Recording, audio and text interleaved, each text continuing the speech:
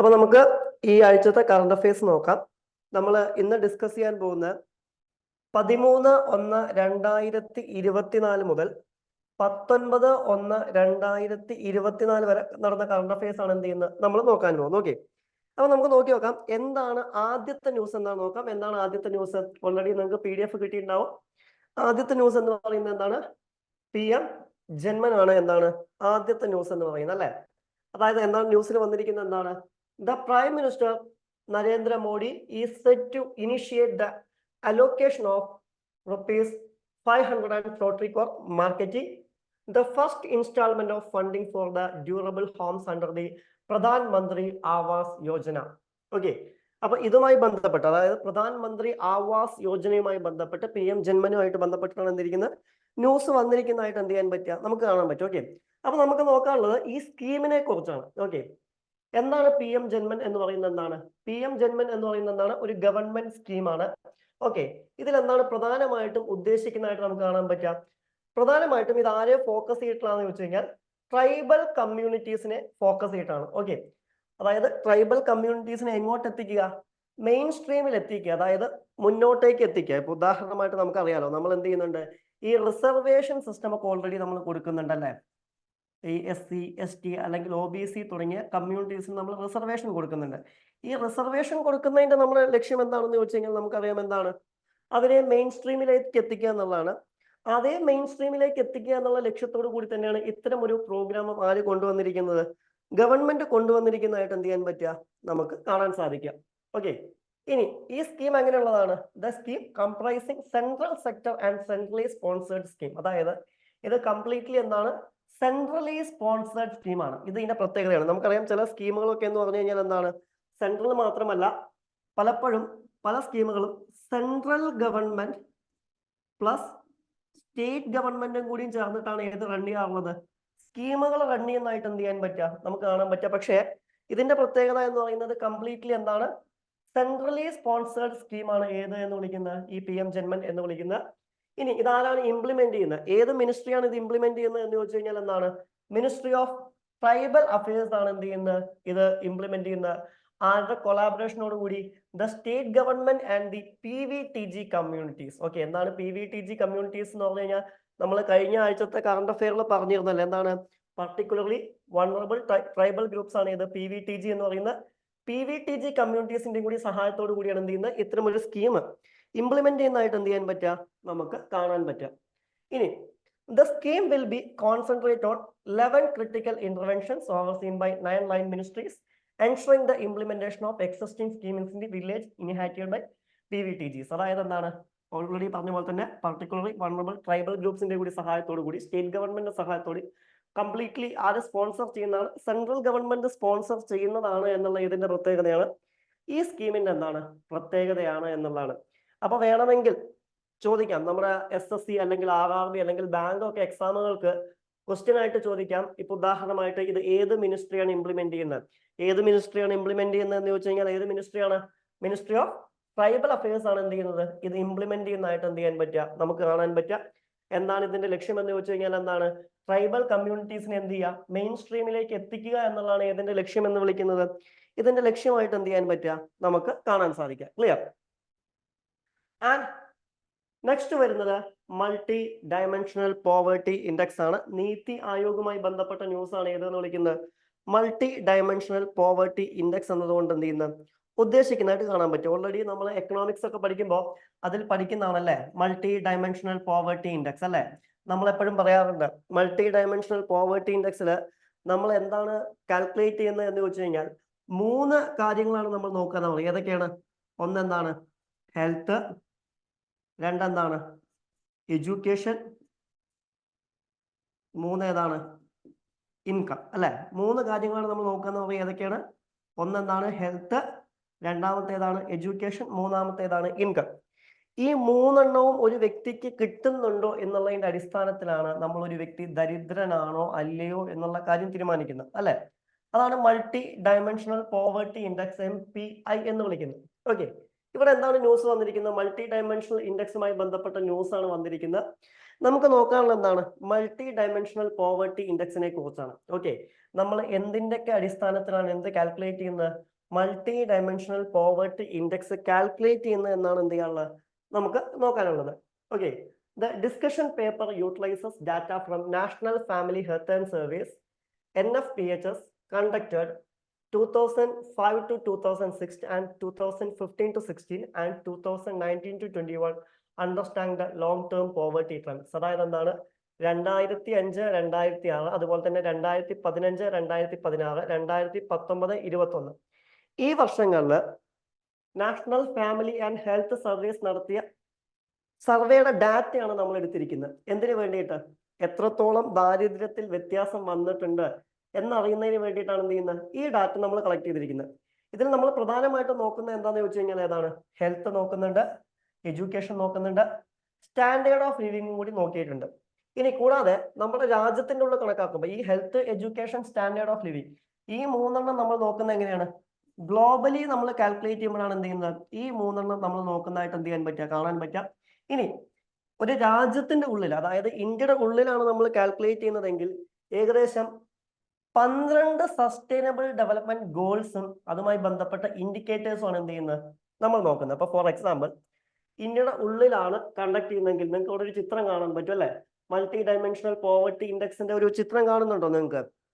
Means എന്തൊക്കെയാണ് നോക്കുന്നത് എന്നുള്ളൊരു ചിത്രം നിങ്ങൾക്ക് കാണുന്നുണ്ടായിരിക്കും ഇല്ലേ? ആരും ഓൺലൈനിലില്ലേ? എല്ലാവരും പോയോ?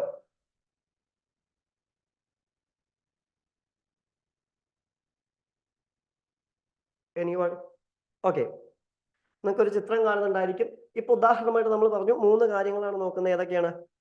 ഹെൽത്ത് ഉണ്ട്, എഡ്യൂക്കേഷൻ ഉണ്ട്, സ്റ്റാൻഡേർഡ് ഓഫ് ലിവിംഗ് ഉണ്ട്. ഈ health, education, standard of living ഈ 3 കാര്യങ്ങൾ തന്നെ ഹെൽത്തിൽ നമ്മൾ എന്തൊക്കെ കാൽക്കുലേറ്റ് ചെയ്യുന്ന വെച്ച് കഴിഞ്ഞാൽ ഏതൊക്കെയാണ്? നമ്മൾ ന്യൂട്രീഷനുമായി ബന്ധപ്പെട്ട കാര്യങ്ങൾ എന്ത് ചെയ്യാറുണ്ട്? നോക്കാറുണ്ട്. അതുപോലെ തന്നെ ചൈൽഡ് ആൻഡ് അഡോളസെന്റ് മോർട്ടാലിറ്റി, അതുപോലെ തന്നെ മെറ്റേണൽ ഹെൽത്ത്. ഈ 3 കാര്യങ്ങളാണ് നമ്മൾ ഏതിൽ നോക്കുന്നത്? ഹെൽത്തുമായി ബന്ധപ്പെട്ട് നോക്കുന്നത്. ഓക്കെ, ഇനി അതുപോലെ തന്നെ എഡ്യൂക്കേഷനുമായി ബന്ധപ്പെട്ട് എന്തൊക്കെയാണ് നോക്കുന്നത് എന്ന് വെച്ച് കഴിഞ്ഞാൽ എന്താണ്? ഒന്ന് ഇയേഴ്സ് ഓഫ് സ്കൂളിംഗ് നോക്കുന്നുണ്ട്, അതുപോലെ തന്നെ സ്കൂൾ അറ്റൻഡൻസ് നോക്കുന്നുണ്ട്. ഈ 2 കാര്യങ്ങളാണ് ഏതുമായി ബന്ധപ്പെട്ട് നോക്കുന്നത്? എഡ്യൂക്കേഷനുമായി ബന്ധപ്പെട്ട് എന്ത് ചെയ്യുന്നത് നമ്മൾ നോക്കുന്നതായിട്ട് എന്ത് ചെയ്യാൻ പറ്റുക, നമുക്ക് കാണാൻ പറ്റുക. അതുപോലെ തന്നെ സ്റ്റാൻഡേർഡ് ഓഫ് ലിവിംഗുമായി ബന്ധപ്പെട്ട് നമ്മൾ നോക്കുന്നത് എന്താണ്? Cooking fuel, sanitisation, drinking water, housing, electricity, asset, bank account. ഇത്രയും കാര്യങ്ങളാണ് നമ്മൾ ഏതിൽ നോക്കുന്നത്? സ്റ്റാൻഡേർഡ് ഓഫ് ലിവിംഗുമായി ബന്ധപ്പെട്ട് നോക്കുന്നത്. അപ്പൊ ഈ 3 കാര്യങ്ങൾ, പ്രധാനമായിട്ടും 3 കാര്യങ്ങളാണ്. ഏതൊക്കെയാണ്? ഹെൽത്ത് ഉണ്ട്, എഡ്യൂക്കേഷൻ ഉണ്ട്, സ്റ്റാൻഡേർഡ് ഓഫ് ലിവിംഗ് ഉണ്ട്. ഈ 3 കാര്യങ്ങളിൽ ടോട്ടൽ 12 ഇൻഡിക്കേറ്റേഴ്സ് ആണ് എന്ത് ചെയ്യുന്നത് നമ്മൾ നോക്കുന്നതായിട്ട് കാണാൻ പറ്റുക. ഈ 12 ഇൻഡിക്കേറ്റേഴ്സിൽ ഏതൊക്കെ ഉണ്ട് അല്ലെങ്കിൽ ഏതൊക്കെ ഇല്ല എന്നുള്ളതിന്റെ അടിസ്ഥാനത്തിലാണ് എന്ത് ചെയ്യുന്നത് ഒരു വ്യക്തി ദരിദ്രനാണോ അല്ലെങ്കിൽ അല്ലയോ എന്നുള്ള കാര്യമൊക്കെ എന്ത് ചെയ്യുന്നത് നമ്മൾ തീരുമാനിക്കുന്നു. ഉദാഹരണമായിട്ട് ഇപ്പൊ നമുക്കറിയാം, ഒരു വ്യക്തിക്ക് ഒരു രാജ്യത്ത് ജീവിക്കണമെങ്കിൽ ഈ പറഞ്ഞ 3 കാര്യങ്ങളും, അതായത് എന്താണ്? ഹെൽത്ത് ആവശ്യമാണോ? യെസ്, ഹെൽത്ത് വളരെയധികം ഇമ്പോർട്ടന്റ് ആണ്. എഡ്യൂക്കേഷൻ ആവശ്യമാണോ? എഡ്യൂക്കേഷൻ ആവശ്യമാണ്. സ്റ്റാൻഡേർഡ് ഓഫ് ലിവിംഗ് ആവശ്യമാണോ? യെസ്, സ്റ്റാൻഡേർഡ് ഓഫ് ലിവിംഗും എന്താണ്? ആവശ്യമാണ്. ഈ 3 കാര്യങ്ങൾ ഉണ്ടോ എന്നുള്ളതിന്റെ അടിസ്ഥാനത്തിലാണ് നമ്മൾ എന്ത് തീരുമാനിക്കുന്നത്? ആ വ്യക്തി ദരിദ്രനാണോ അല്ലയോ എന്നുള്ള കാര്യങ്ങൾ നമ്മൾ തീരുമാനിക്കുന്നത്. ഇനി നമ്മളിത് ഗ്ലോബലി ആണ് നോക്കുന്നതെങ്കിൽ നമ്മൾ പ്രധാനമായിട്ടും 3 കാര്യങ്ങളാണ് നോക്കുന്നത്. ഒന്ന് ഏതൊക്കെയാണ്? ഹെൽത്ത്. 2 ഏതാണ്? എഡ്യൂക്കേഷൻ. 3 ഏതാണ്? Standard of living. ഓക്കെ, ഇതിലും ചെറിയ ചെറിയ വ്യത്യാസങ്ങളുണ്ട്. ഇവിടെ നമ്മൾ ഹെൽത്ത് എന്ന് പറഞ്ഞു കഴിഞ്ഞാൽ നമ്മൾ ഗ്ലോബലി നമ്മൾ എന്തൊക്കെ നോക്കുന്നത് വെച്ച് കഴിഞ്ഞാൽ ന്യൂട്രീഷൻ, അതുപോലെ തന്നെ ചൈൽഡ് മോർട്ടാലിറ്റി ആണ് എന്ത് ചെയ്യുന്നത് ഗ്ലോബലി കാൽക്കുലേറ്റ് ചെയ്യുന്ന ഹെൽത്തിന്റെ സൈഡിൽ. അപ്പൊ നമുക്കറിയാം, നമ്മൾ ഒരു രാജ്യത്തിലേക്ക് വരികയാണെങ്കിൽ നമ്മൾ ന്യൂട്രീഷൻ നോക്കുന്നുണ്ട്, ചൈൽഡ് ആൻഡ് അഡോളസെന്റ് മോർട്ടാലിറ്റി നോക്കുന്നുണ്ട്, മെറ്റേണൽ ഹെൽത്ത് നോക്കുന്നുണ്ട്. അതേസമയം നമ്മൾ ഗ്ലോബലി പോകുമ്പോൾ ഹെൽത്തിൽ നോക്കുന്നത് എന്തൊക്കെയാണ്? ന്യൂട്രീഷനും ചൈൽഡ് മോർട്ടാലിറ്റിയാണ് നോക്കുന്നത്. ഇനി അതുപോലെ തന്നെ എഡ്യൂക്കേഷൻ നോക്കുകയാണെങ്കിൽ നമ്മൾ എന്തൊക്കെയാണ് നോക്കുന്നത്? ഇയേഴ്സ് ഓഫ് സ്കൂളിംഗ്, അതുപോലെ തന്നെ school attendance, intensity of poverty, അതുപോലെ തന്നെ ഹെഡ് കൗണ്ട് റേഷ്യോ നോക്കുന്നുണ്ട്.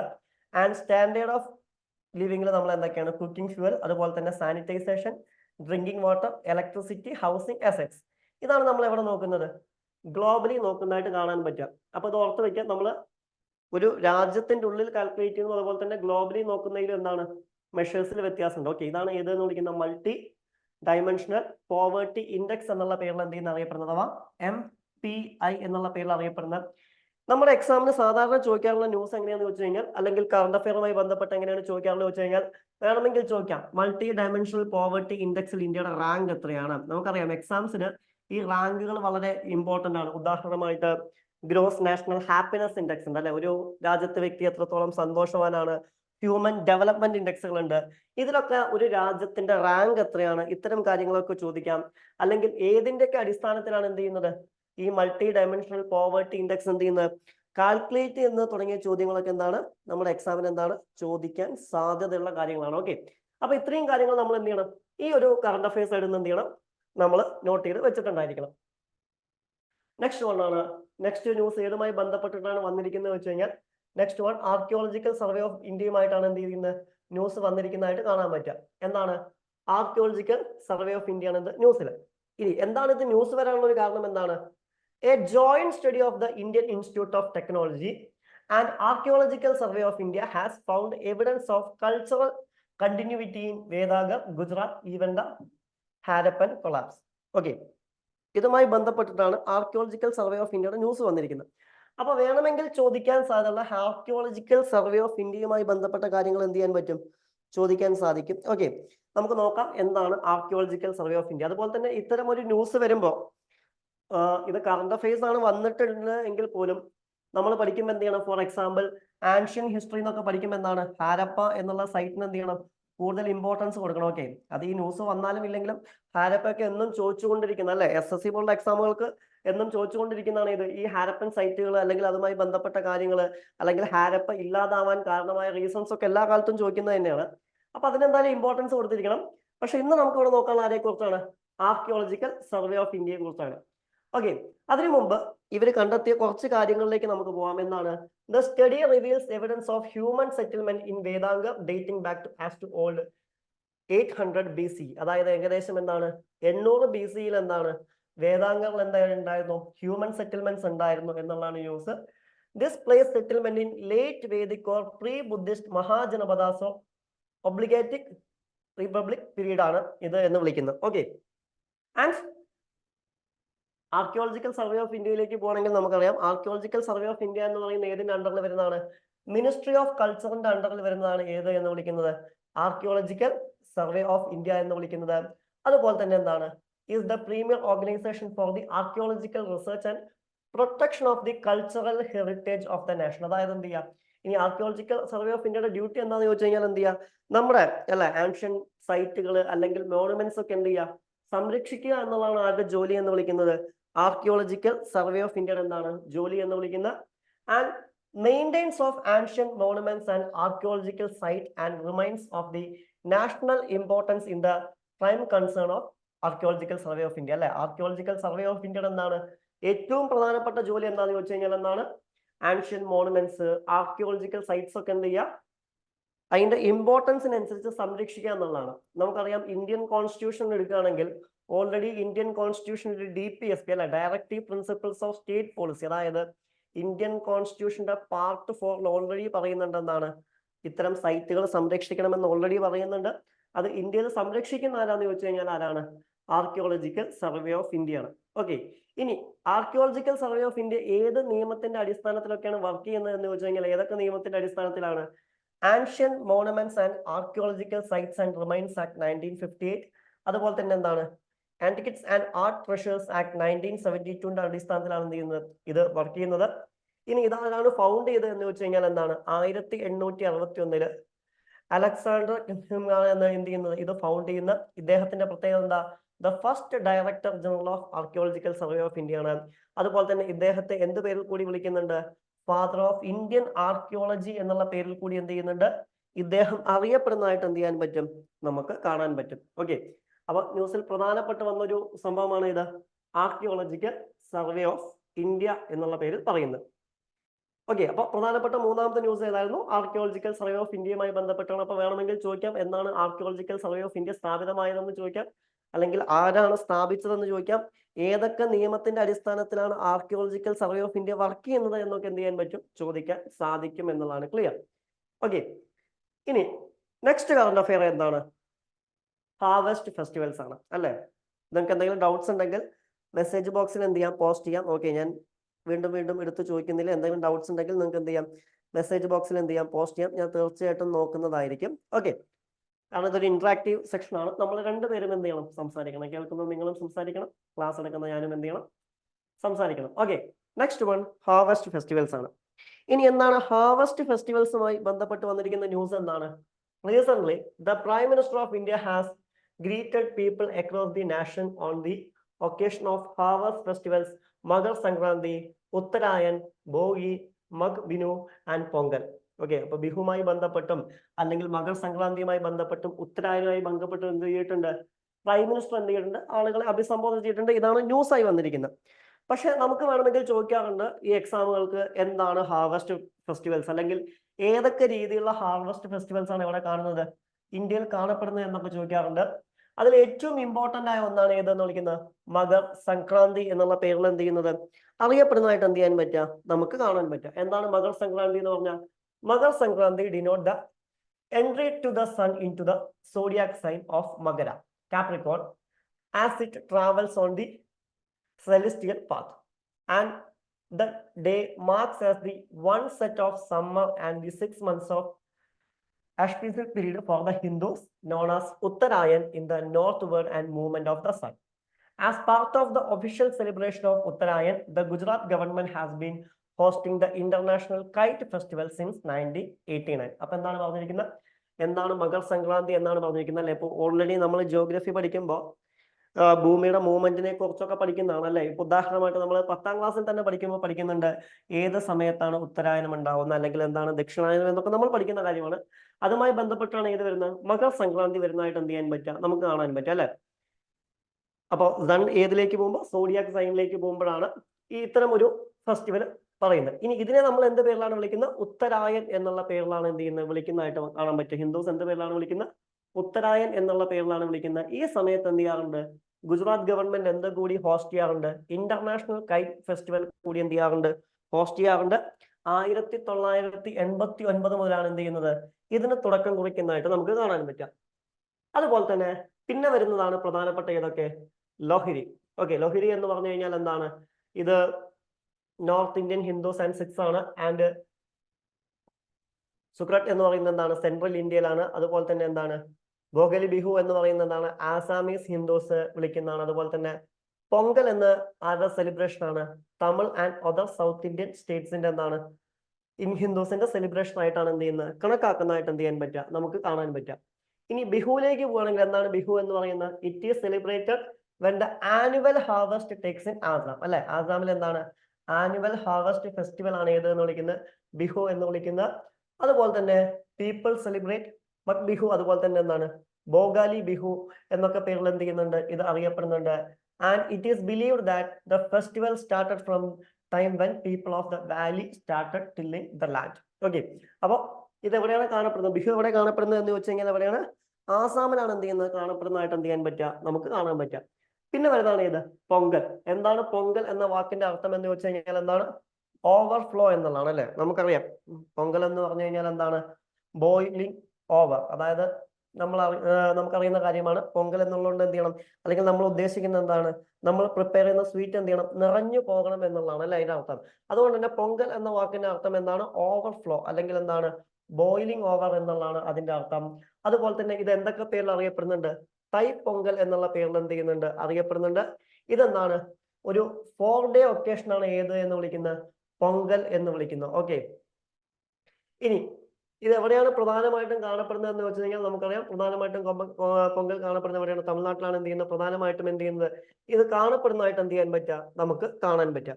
ഓക്കെ, അതുപോലെ തന്നെ എന്താണ്, ഇത് എങ്ങനെയാണ് സെലിബ്രേറ്റ് ചെയ്യുന്നത് എന്ന് വെച്ച് കഴിഞ്ഞാൽ ഇതൊരു ട്രഡീഷണൽ സെലിബ്രേഷൻ ആണ്. എന്തൊക്കെ ഉപയോഗിച്ചിട്ടാണ്, കോളംസ് ഇൻ ദയർ ഹോംസ്, അതുപോലെ തന്നെ എന്താണ്, റൈസ് പൗഡർ അല്ലെ? ഇപ്പൊ ഉദാഹരണമായിട്ട് എന്ത് ചെയ്യാറുണ്ട്, വീട്ടിൽ എന്ത് ചെയ്യാറുണ്ട്, കോലം വരയ്ക്കുക എന്നൊക്കെ പറയാറുണ്ടല്ലോ. അതായത് എന്താണ്, റൈസ് പൗഡർ ഉപയോഗിച്ചുകൊണ്ട് എന്ത് ചെയ്യുന്നുണ്ട്, കോലം വരയ്ക്കാറൊക്കെ ഉണ്ട്, പ്രധാനമായിട്ടും തമിഴ്നാട്ടില്. ഇത് ഏത് സമയത്താണ് കാണപ്പെടുന്നത്, പൊങ്കൽ സമയത്താണ് എന്ത് ചെയ്യുന്നത്, ഇത്തരം കാര്യങ്ങളൊക്കെ ചെയ്യുന്നതായിട്ട് എന്ത് ചെയ്യാൻ പറ്റുക, നമുക്ക് കാണാൻ സാധിക്കുക എന്നുള്ളതാണ്. ആൻഡ് ഇത് അതിൻ്റെ ഒരു മാപ്പാണ്. അതായത് ഓരോ സ്ഥലത്തും ഏതൊക്കെ രീതിയിലുള്ള ഹാർവസ്റ്റ് ഫെസ്റ്റിവൽസ് ആണ് നടക്കുന്നത് എന്നുള്ളതിന്റെ ഒരു ചെറിയ രൂപമാണ് കൊടുത്തിരിക്കുന്നത്. ഇത് ഓൾറെഡി എന്ത് ചെയ്യുന്നുണ്ട്, നിങ്ങളുടെ PDF എന്ത് ചെയ്തിട്ടുണ്ട്, ഓൾറെഡി ഇൻക്ലൂഡ് ചെയ്തിട്ടുണ്ട്. ഓക്കെ, അതെന്ത് ചെയ്യുക, ജസ്റ്റ് ഒന്ന് വായിച്ച് നോക്കുക. Next one, 15 years of Indian metrological department. Indian meteorological ഡിപ്പാർട്ട്മെന്റുമായി ബന്ധപ്പെട്ടിരിക്കുന്ന ഒരു ന്യൂസ് ആണ് എന്ത് ചെയ്യാൻ പറ്റുക, നമുക്ക് കാണാൻ പറ്റുക. ഓക്കെ, എന്താണ് പറയുന്നത്? The Indian metrological Department, that means IMD, with the mandate of providing public weather services will complete 150 years of presence in 15th January 2025. അതായത് എന്താണ്, 2025 ജനുവരി 15 വേണ്ടി ഇതിന്റെ 150 വർഷങ്ങൾ എന്ത് ചെയ്യും, കംപ്ലീറ്റ് ആവും എന്നുള്ളതാണ് ന്യൂസ്. ഇനി നമുക്ക് അതിനെക്കുറിച്ച് നോക്കാം. എന്താണ്?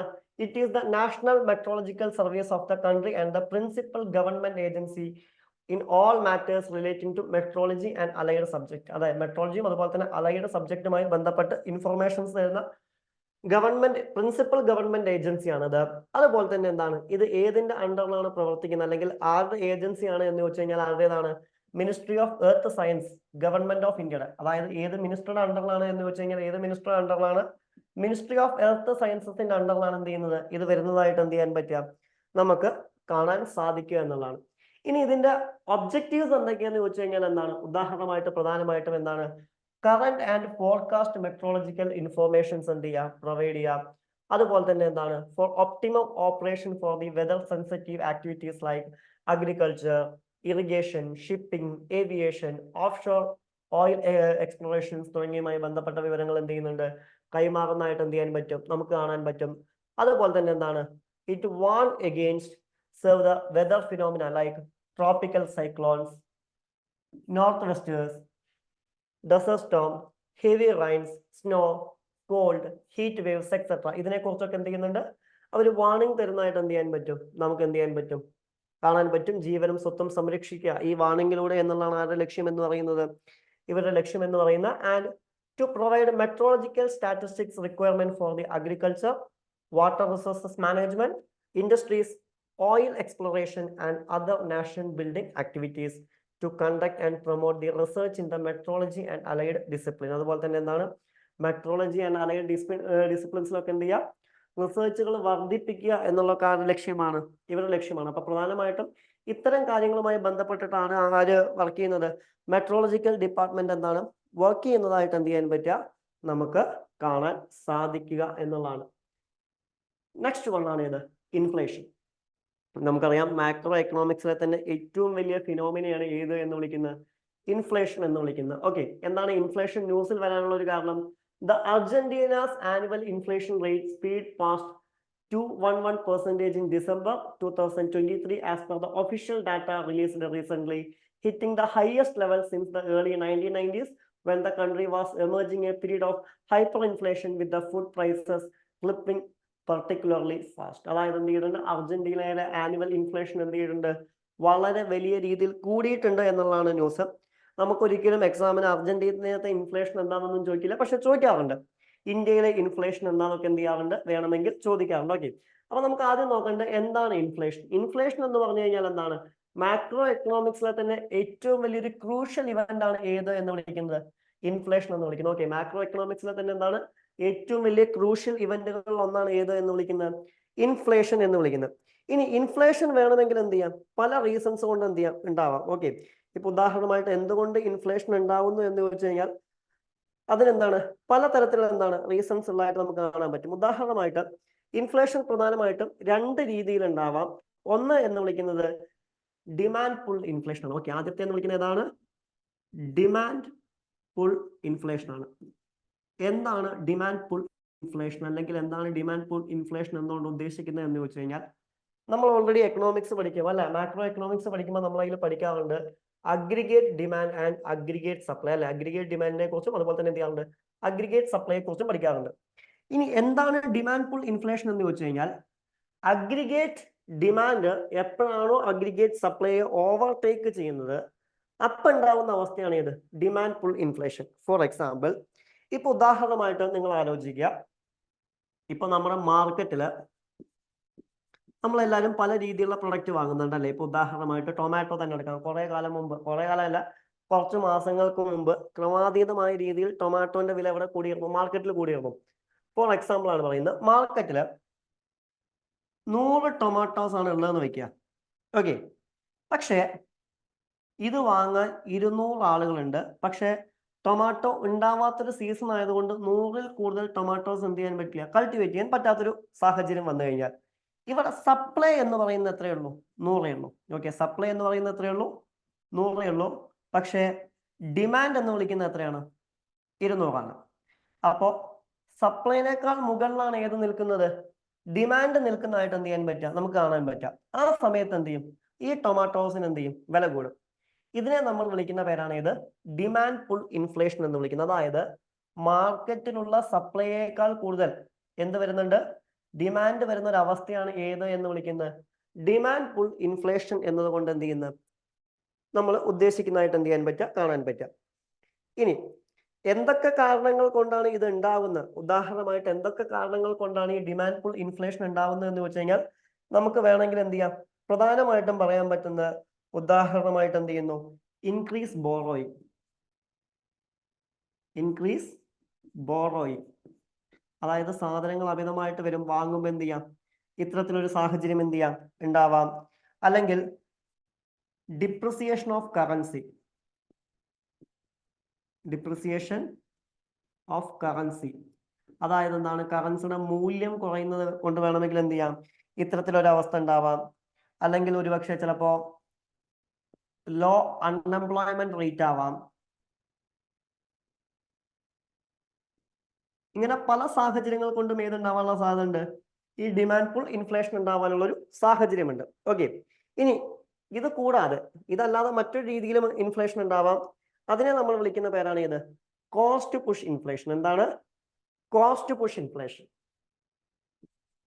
എങ്ങനെയാണ് ഇൻഫ്ലേഷൻ ഉണ്ടാവുന്നത് വെച്ച് കഴിഞ്ഞാൽ അതിനുള്ള രണ്ടാമത്തെ കാരണമാണ് ഇത് കോസ്റ്റ് പുഷ് ഇൻഫ്ലേഷൻ. ഇനി എങ്ങനെയാണ് കോസ്റ്റ് പുഷ് ഇൻഫ്ലേഷൻ സൃഷ്ടിക്കപ്പെടുന്നത് ഒരു മാർക്കറ്റിൽ? ഫോർ എക്സാമ്പിൾ, ഇപ്പൊ ഉദാഹരണമായിട്ട് ഞാൻ നേരത്തെ പറഞ്ഞ പോലെ സാധനങ്ങളുടെ വിലയിലോ മാറ്റം വരികയോ അല്ലെങ്കിൽ സാധനങ്ങൾക്ക് ഷോർട്ടേജ് ഒന്നും വരുന്നില്ല എന്ന് വയ്ക്കാം. മറിച്ച് ഇപ്പൊ ഒരു കമ്പനിയിൽ ഒരുപാട് ആളുകൾ വർക്ക് ചെയ്യുന്നുണ്ട്. ഫോർ എക്സാമ്പിൾ ലേബേഴ്സ് വർക്ക് ചെയ്യുന്നുണ്ട്. ഈ ലേബേഴ്സ് കമ്പനിയോട് അവരുടെ സാലറി അഥവാ അവരുടെ പേയ്മെന്റ് എന്ത് ചെയ്യുന്നു, കൂട്ടിത്തരാൻ ആവശ്യപ്പെടുന്നു എന്ന് വിചാരിക്കുക. ഓക്കെ, കൂട്ടിത്തരാൻ ആവശ്യപ്പെടുന്ന സമയത്ത് കമ്പനിക്ക് തീർച്ചയായിട്ടും എന്ത് ചെയ്യേണ്ടി വരും? അവരുടെ പ്രൊഡക്റ്റിന്റെ റേറ്റ് എന്താണോ ആ റേറ്റ് എന്ത് ചെയ്യേണ്ടി വരും? ചിലപ്പോൾ ഇൻക്രീസ് ചെയ്യേണ്ടി വരും, അല്ലെ? അപ്പോഴും വേണമെങ്കിൽ മാർക്കറ്റിൽ എന്ത് വരാം? ഇൻഫ്ലേഷൻ വരാം. ഇതിനെ വിളിക്കുന്ന പേരാണ് ഇത് കോസ്റ്റ് പുഷ് ഇൻഫ്ലേഷൻ. അപ്പൊ ഇൻഫ്ലേഷൻ രണ്ട് രീതിയിൽ വരാം. ആദ്യം നമ്മൾ പറഞ്ഞ ഏതായിരുന്നു? ഡിമാൻഡ് പുൾ ഇൻഫ്ലേഷൻ ആയിരുന്നു. രണ്ടാമത്തേതാണ് ഏതെന്ന് വിളിക്കുന്നത്? കോസ്റ്റ് പുഷ് ഇൻഫ്ലേഷൻ എന്ന് വിളിക്കുന്നത്. ഓക്കെ, ഇനി കോസ്റ്റ് പുഷ് ഇൻഫ്ലേഷൻ ഈ കാരണങ്ങൾ കൊണ്ട് മാത്രമല്ല, ഞാൻ എക്സാമ്പിൾ പറഞ്ഞു എന്നേ ഉള്ളൂ. എന്തൊക്കെ കാരണങ്ങൾ കൊണ്ട് വരാമെന്ന് ചോദിച്ചു കഴിഞ്ഞാൽ, for example increase in price of inputs. ഇപ്പൊ ഉദാഹരണമായിട്ട് നമ്മൾ നിർമ്മിക്കുന്ന സാധനങ്ങളുടെ അസംസ്കൃത വസ്തുക്കളുടെ വില കൂടിക്കഴിഞ്ഞാൽ എന്ത് ചെയ്യും? സാധനങ്ങളുടെ എന്ത് ചെയ്യും? വില കൂടും. അതുപോലെ തന്നെ എന്താണ്? ഡിഫക്റ്റീവ് സപ്ലൈ ചെയിൻ, അതായത് നമുക്ക് സപ്ലൈ ചെയ്യാൻ ബുദ്ധിമുട്ടാണെന്ന് വെക്കുക, ഏതെങ്കിലും കാരണം കൊണ്ട്. വളരെ സിമ്പിൾ ആയിട്ട് പറയുന്നത്, നമുക്ക് കൃത്യമായിട്ട് എത്തിക്കാൻ പറ്റുന്നില്ല. അതിന് വിവിധ രീതിയിലുള്ള മാർഗങ്ങൾ സ്വീകരിക്കേണ്ടി വന്നു കഴിഞ്ഞാൽ ചിലപ്പോൾ എന്ത് ചെയ്യും? ഇത്തരത്തിലുള്ള എന്താണ്? ഇൻഫ്ലേഷൻ ഉണ്ടാവാം. അതുപോലെ തന്നെ എന്താണ്? ക്രൂഡ് ഓയിലിന്റെ വിലയിൽ വ്യത്യാസം വന്നു കഴിഞ്ഞാൽ, അല്ലെ? ഇപ്പൊ ഉദാഹരണമായിട്ട് നമുക്കറിയാം, പെട്രോളിന്റെ വില കൂടിക്കഴിഞ്ഞാൽ ബാക്കിയുള്ള സാധനങ്ങളുടെയൊക്കെ വില കൂടും. കാരണം എന്താണ്? നമ്മൾ ട്രാൻസ്പോർട്ടേഷൻ വഴിയാണ് എത്തിക്കുന്നത് എന്നുള്ളതുകൊണ്ട് എന്ത് ചെയ്യും? ഇതിന്റെ ഒക്കെ എന്ത് ചെയ്യും? വില കൂടും. ഓക്കെ, അല്ലെങ്കിൽ എന്താണ്? Reserve bank of India RBI interest റേറ്റിൽ എന്ത് ചെയ്ത് കഴിഞ്ഞാൽ? വ്യത്യാസം വരുത്തി കഴിഞ്ഞാൽ, ഇൻട്രസ്റ്റ് റേറ്റ് എന്താണ്? കൂട്ടിക്കഴിഞ്ഞാൽ ഇതൊക്കെ എന്തിനെ ബാധിക്കും? കോസ്റ്റ് പുഷ് ഇൻഫ്ലേഷനെ ബാധിക്കും. അപ്പൊ പ്രധാനമായിട്ടും രണ്ട് റീസൺസ് കൊണ്ടാണ് ഇൻഫ്ലേഷൻ ഉണ്ടാവുക. ഒന്ന് എന്ന് പറയുന്നത് എന്താണ്? ഡിമാൻഡ് പുൾ ഇൻഫ്ലേഷനും, ഒന്ന് എന്ന് വിളിക്കുന്നത് എന്താണ്? കോസ്റ്റ് പുഷ് ഇൻഫ്ലേഷനും. ക്ലിയർ? ഈ പറഞ്ഞ രണ്ട് കൺസെപ്റ്റ് ക്ലിയർ ആണോ? ഓക്കെ, ഇനി നമുക്ക് ഇൻഫ്ലേഷൻ എന്ത് ചെയ്യാൻ പറ്റും? പല രീതിയിൽ എന്ത് ചെയ്യാൻ പറ്റും? കാറ്റഗറൈസ് ചെയ്യാൻ പറ്റും. അതിൽ ആദ്യത്തേതാണ് ഏത്? ഡിസ്ഇൻഫ്ലേഷൻ. ഡിസ്ഇൻഫ്ലേഷൻ എന്ന് പറഞ്ഞു കഴിഞ്ഞാൽ എന്താണ്? ഇൻഫ്ലേഷന്റെ റേറ്റിൽ കുറവ് വരുന്നതിനെ നമ്മൾ വിളിക്കുന്ന പേരാണ് ഏത്? ഡിസ്ഇൻഫ്ലേഷൻ. ഓക്കെ, ഇൻഫ്ലേഷന്റെ റേറ്റിൽ എന്താണ്? കുറവ് വരുന്നതിനെ നമ്മൾ വിളിക്കുന്ന പേരാണ് ഏത്? ഡിസ്ഇൻഫ്ലേഷൻ. പിന്നെ വരുന്നതാണ് ഏത്? ഡീഫ്ലേഷൻ. എന്താണ് ഡീഫ്ലേഷൻ എന്ന് പറഞ്ഞു കഴിഞ്ഞാൽ? എന്താണ്? ഇൻഫ്ലേഷന്റെ നേരെ ഓപ്പോസിറ്റ് ആണ്, അല്ലെ? ഫോർ എക്സാമ്പിൾ ഇൻഫ്ലേഷൻ എന്ന് പറഞ്ഞു കഴിഞ്ഞാൽ നമ്മളിപ്പോ കണ്ടു, സാധനങ്ങളുടെ വില എന്ത് ചെയ്യുന്നു? ഉയരുന്നു, അല്ലെ? സാധനങ്ങളുടെ റേറ്റ് എന്ത് ചെയ്യുന്നു? ഇൻക്രീസ് ചെയ്യുന്നു, അതേസമയം കറൻസിയുടെ വാല്യൂ എന്ത് ചെയ്യുന്നു, കുറയുന്നു. ഇനി ഡീഫ്ലേഷൻ എന്ന് പറഞ്ഞു കഴിഞ്ഞാൽ അവിടെ എന്ത് സംഭവിക്കും? സാധനങ്ങളുടെ റേറ്റ് എന്ത് ചെയ്യും, കുറയും, കറൻസിയുടെ വാല്യൂ എന്ത് ചെയ്യും, ഇൻക്രീസ് ചെയ്യും. എന്താണോ ഇൻഫ്ലേഷൻ അതിന്റെ നേരെ ഓപ്പോസിറ്റ് ആണ് ഏത് എന്ന് വിളിക്കുന്നത്? ഡീഫ്ലേഷൻ എന്ന് വിളിക്കുന്നത്. നെക്സ്റ്റ് വൺ ആണ് ഏത് എന്ന് വിളിക്കുന്നത്? Creeping inflation. എന്താണ് ക്രീപ്പിംഗ് ഇൻഫ്ലേഷൻ എന്ന് പറഞ്ഞു കഴിഞ്ഞാൽ ഇൻഫ്ലേഷൻ ഏകദേശം 3% വരെ എത്തുന്നതിനെ നമ്മൾ വിളിക്കുന്ന പേരാണ് ഇത് ക്രീപ്പിംഗ് ഇൻഫ്ലേഷൻ. പിന്നെ വരുന്നതാണ് ഇത് വാക്കിംഗ് ഓർ ടോട്ടറിംഗ് ഇൻഫ്ലേഷൻ എന്ന് പറഞ്ഞു കഴിഞ്ഞാൽ എന്താണ്? ഇൻഫ്ലേഷൻ റേറ്റ് ഏകദേശം ഒരു മോഡറേറ്റ് ആവുന്ന അവസ്ഥ, ഒരു 3% മുതൽ 7% വരെ ഒക്കെ ആവുന്ന അവസ്ഥയാണ് വാക്കിംഗ് ഓർ ടോട്ടറിംഗ് ഇൻഫ്ലേഷൻ. പക്ഷെ ഇതിനൊക്കെ എന്ത് ചെയ്യാൻ പറ്റും? റിസർവ് ബാങ്ക് ഓഫ് ഇന്ത്യക്കും ഗവൺമെന്റും വളരെ സിമ്പിൾ ആയിട്ട് തന്നെ എന്ത് ചെയ്യാൻ പറ്റും, കൺട്രോൾ ചെയ്യാൻ പറ്റുന്ന ഒരു അവസ്ഥയാണ് എന്നാണ് അവകാശപ്പെടുന്നത്. ആൻഡ് പിന്നെ വരുന്നതാണ് റണ്ണിംഗ് ഓർ ഗാലപ്പിംഗ് ഇൻഫ്ലേഷൻ. ഏകദേശം ഇൻഫ്ലേഷൻ 10% മുകളിൽ പോകുന്നതാണ് ഇത് റണ്ണിംഗ് ഓർ ഗാലപ്പിംഗ് ഇൻഫ്ലേഷൻ എന്ന് വിളിക്കുന്നത്. പിന്നെ വരുന്നതാണ് ഇത് റൺവേ ഓർ ഹൈപ്പർ ഇൻഫ്ലേഷൻ. എന്താണ് റൺവേ ഓർ ഹൈപ്പർ ഇൻഫ്ലേഷൻ എന്ന് പറഞ്ഞു കഴിഞ്ഞാൽ ഇൻഫ്ലേഷൻ റേറ്റ് എന്താണ് എക്സ്ട്രീം ആവുന്ന അവസ്ഥയാണ് ഇത് റൺവേ ഓർ ഹൈപ്പർ ഇൻഫ്ലേഷൻ എന്ന് വിളിക്കുന്നത്. പിന്നെ വരുന്നതാണ് ഇത് സ്റ്റാഗ്ഫ്ലേഷൻ. എന്താണ് സ്റ്റാഗ്ഫ്ലേഷൻ എന്ന് വെച്ച് കഴിഞ്ഞാൽ ഇൻഫ്ലേഷൻ പ്ലസ് റിസഷൻ ഉള്ള അവസ്ഥയാണ്, അഥവാ അൺഎംപ്ലോയ്മെന്റ്. അപ്പൊ ചോദിക്കും എന്താണ് റിസഷൻ? റിസഷൻ എന്ന് പറഞ്ഞു കഴിഞ്ഞാൽ സാധനങ്ങളുടെ വില എന്ത് ചെയ്യുന്നുണ്ട്, കൂടുന്നുണ്ട്. പക്ഷെ കമ്പനിയിലെ പ്രൊഡക്റ്റുകൾ അല്ലെങ്കിൽ ഏതെങ്കിലും ഒരു സ്ഥലത്തെ പ്രൊഡക്റ്റുകൾ എന്ത് ചെയ്യുന്നില്ല, വിറ്റുപോകുന്നില്ല. ഫോർ എക്സാമ്പിൾ, ഇപ്പൊ എനിക്ക് എക്സ് എന്ന് പറഞ്ഞൊരു കമ്പനി ഉണ്ടെന്ന് വെക്കാം. ഓക്കെ, എനിക്ക് എന്തുണ്ട്, എക്സ് എന്ന് പറഞ്ഞൊരു കമ്പനി ഞാൻ എന്ത് ചെയ്യുന്നുണ്ട്, റൺ ചെയ്യുന്നുണ്ട്. ഈ കമ്പനിയിൽ ഞാൻ നിർമ്മിക്കുന്ന പ്രൊഡക്റ്റുകൾ ചിലപ്പോൾ ടോയ്സ് ആവാം, ക്ലോത്ത് ആവാം, എക്സെട്ര. അപ്പോൾ ഫോർ എക്സാമ്പിൾ ഞാൻ ക്ലോത്ത് ആണ് ഇവിടെ നിർമ്മിക്കുന്നതെന്ന് വെക്കാം. എക്സാമ്പിൾ ആയിട്ടാണ് ഞാൻ പറയുന്നത്, ക്ലോത്ത് ആയിട്ടാണ് നിർമ്മിക്കുന്നത്. ഫോർ എക്സാമ്പിൾ ഈ സമയത്താണ് എന്ത് ചെയ്യുന്നത്, COVID-19 പാൻഡമിക് എന്ത് ചെയ്യുന്നത്, വരുന്നതെന്ന് വെക്കാം. ഈ COVID-19 പാൻഡമിക് വരുന്ന സമയത്ത് എന്ത് സംഭവിക്കും?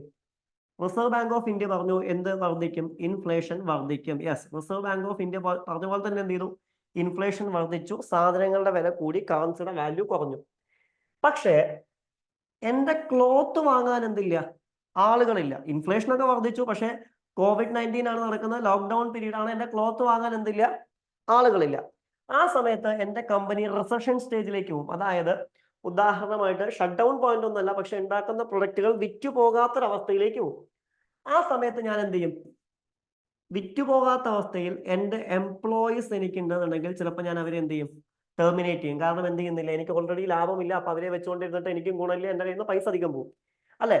അപ്പൊ അവിടെ എന്ത് കൂടി സൃഷ്ടിക്കപ്പെടും, അൺഎംപ്ലോയ്മെന്റ് കൂടി എന്ത് ചെയ്യും, സൃഷ്ടിക്കപ്പെടും. അതിനെ വിളിക്കുന്ന പേരാണ് ഇത് സ്റ്റാഗ്ഫ്ലേഷൻ എന്ന് വിളിക്കുന്നത്. ഓക്കെ, അതിനെ നമ്മൾ എന്ത് പേരിലാണ് വിളിക്കുക, സ്റ്റാഗ്ഫ്ലേഷൻ എന്നുള്ള പേരിലാണ് വിളിക്കുന്നത്. പിന്നെ വരുന്ന ഒരു കൺസെപ്റ്റ് ആണ് ഇത് ഓപ്പൺ ഇൻഫ്ലേഷൻ. എന്താണ് ഓപ്പൺ ഇൻഫ്ലേഷൻ എന്ന് ചോദിച്ചു കഴിഞ്ഞാൽ a situation where the price level rises without any price control measures by the government. അതായത് ഗവൺമെന്റ് യാതൊരു തരത്തിലും പ്രൈസ് കൺട്രോൾ മെഷേഴ്സ് ഇല്ലാതെ എന്താണ് പ്രൈസ് ലെവൽ കൂടുന്ന ഒരു അവസ്ഥയാണ് ഓപ്പൺ ഇൻഫ്ലേഷൻ. കോർ ഇൻഫ്ലേഷൻ എന്ന് പറഞ്ഞു കഴിഞ്ഞാൽ എന്താണ്, നോൺ വോളറ്റൈൽ ഐറ്റംസിന്, അതായത് based on those items whose prices are non volatile ഐറ്റംസിന് എന്ത് ചെയ്യും, വില കൂടുന്ന അവസ്ഥ. വോളറ്റൈൽ ഐറ്റംസ് എന്ന് പറഞ്ഞു കഴിഞ്ഞാൽ നമ്മുടെ പെട്രോൾ, ഫുഡ് ഒക്കെയാണ്. അതല്ലാതെ അത് ഒഴിച്ച് ബാക്കിയുള്ള സാധനങ്ങൾക്കൊക്കെ വില കൂടുന്ന ഒരു അവസ്ഥയാണ് core inflation. And headline inflation എന്ന് പറഞ്ഞു കഴിഞ്ഞാൽ എന്താണ്, എല്ലാ കമ്മോഡിറ്റീസിനും, ഫുഡും പെട്രോളും അടക്കം എല്ലാ കമ്മോഡിറ്റീസിനും വില കൂടുന്ന ഒരു അവസ്ഥ. ആൻഡ് പിന്നെ വരുന്ന ലാസ്റ്റ് വൺ ആണ് ഇത് സ്ട്രക്ചറൽ ഇൻഫ്ലേഷൻ. എന്താണ് സ്ട്രക്ചറൽ ഇൻഫ്ലേഷൻ എന്ന് പറഞ്ഞു കഴിഞ്ഞാൽ എന്താണ്, ഇൻഫ്രാസ്ട്രക്ചർ ബോട്ടിൽ നെക്സ് കൊണ്ട് ഉണ്ടാവുന്നതാണ് ഇത് സ്ട്രക്ചറൽ ഇൻഫ്ലേഷൻ. അപ്പൊ ഈ പല രീതിയിൽ എന്ത് ചെയ്യാം, ഒരു സമൂഹത്തിൽ എന്ത് ചെയ്യാം, ഇൻഫ്ലേഷൻ എന്ത് ചെയ്യാം, സൃഷ്ടിക്കപ്പെടാം. അതിങ്ങനെ പല പേരുകളിലാണ് എന്ത് ചെയ്യുന്നത്, അറിയപ്പെടുന്നത്. ഓക്കെ, ഇതിൽ തരാത്ത രണ്ടെണ്ണം കൂടി നമ്മൾ പറഞ്ഞു, എന്തുകൊണ്ടാണ് ഇൻഫ്ലേഷൻ ഉണ്ടാവുന്നത് പറഞ്ഞു. എന്താണ്, ഒന്ന് ഡിമാൻഡ് പുള്ളും, ഒന്ന് എന്താണ് കോസ്റ്റ് പുഷ് ഇൻഫ്ലേഷനുമാണ്. Okay, clear. And next current affair എന്താണ്, ഇന്ത്യ സെലിബ്രേറ്റ്സ് അല്ലെ, എന്തുമായി ബന്ധപ്പെട്ടാണ് വരുന്നത്, India celebrate 76th army day and the 8th armed forces veterans day ആണ്. ഇതാണ് ന്യൂസിൽ എന്താണ് വന്നിരിക്കുന്നതായിട്ട് എന്ത് ചെയ്യാൻ പറ്റുക, നമുക്ക് കാണാൻ പറ്റുക. ഓക്കെ, ഇനി നമുക്ക് ഇതിലേക്ക് പോവാം. Army day every year 15th January is commemorated as the army day. അതായത് എന്താണ്, എല്ലാ വർഷവും ജനുവരി 15 നമ്മൾ എന്തായിട്ടാണ് സെലിബ്രേറ്റ് ചെയ്യുന്നത്, ആർമി ഡേ ആയിട്ടാണ് എന്ത് ചെയ്യുന്നത്, നമ്മൾ സെലിബ്രേറ്റ് ചെയ്യുന്നത്. ഓക്കെ, ഇനി ആരുടെ ഓർമ്മയ്ക്കാണ് ഇത് സെലിബ്രേറ്റ് ചെയ്യുന്നത് എന്ന് ചോദിച്ചു കഴിഞ്ഞാൽ എന്താണ്, ഫീൽഡ് മാർഷൽ KM കരിപ്പയുടെ ഓർമ്മയ്ക്കാണ് ഇത് എന്ത് ചെയ്യുന്നത്, സെലിബ്രേറ്റ് ചെയ്യുന്നതായിട്ട് എന്ത് ചെയ്യാൻ പറ്റുക, നമുക്ക് കാണാൻ പറ്റുക. അദ്ദേഹം ആരായിരുന്നു എന്ന് ചോദിച്ചു കഴിഞ്ഞാൽ എന്താണ്, ബ്രിട്ടീഷ് കമാൻഡർ ഇൻ ചീഫ് ആയിരുന്നു 1949. നമുക്കൊരു അഡീഷണൽ പോയിന്റിലേക്ക് പോവാം. The armed forces veteran day the celebrated on 14th January every year as it was this day 1953 was the first commander in chief of the Indian Army, Field Marshal K.M. Karippa, who led the forces into victory in the 1947 war, formally retired from the service. Okay, അപ്പൊ അദ്ദേഹത്തിന്റെ ഓർമ്മയ്ക്ക് വേണ്ടിയിട്ടാണ് എന്ത് ചെയ്യുന്നത്, നമ്മൾ armed forces veterans day എന്ത് ചെയ്യുന്നത്, celebrate ചെയ്യുന്നതായിട്ട് എന്ത് ചെയ്യാൻ പറ്റും, നമുക്ക് കാണാൻ പറ്റും. അത് ഇമ്പോർട്ടന്റ് ഡേ ആണ്. ഇതിനെക്കുറിച്ച് നമ്മൾ വളരെ ഡീറ്റെയിൽ ആയിട്ട് എന്ത് ചെയ്യേണ്ട ആവശ്യമില്ല, നോക്കേണ്ട ആവശ്യമൊന്നുമില്ല. And next current affair article 19 clause 1 clause E ആണ്. ഓക്കെ, എന്താണ് ഇത് ന്യൂസിൽ വരാനുള്ള ഒരു കാരണം? The foreigner can not claim right to reside in India under the constitution. Delhi ഹൈക്കോടതി, ഡൽഹി ഹൈക്കോർട്ടിന്റെ വിധിയാണ്. എന്താണ് ഡൽഹി ഹൈക്കോർട്ട് വിധിയിൽ പറഞ്ഞിരിക്കുന്നത്? ഉദാഹരണമായിട്ട് എന്താണ് article 19 clause 1 clause E? Anyone, എന്താണ് ആർട്ടിക്കിൾ 19 clause 1 clause E എന്ന് പറയുന്നത്? എന്താണ്, അല്ലെങ്കിൽ എന്താണ് ആർട്ടിക്കിൾ 19 clause 1 clause E എന്നുകൊണ്ട് എന്താണ് ഉദ്ദേശിക്കുന്നത്? എനിവൺ, വേഗം പറഞ്ഞേ.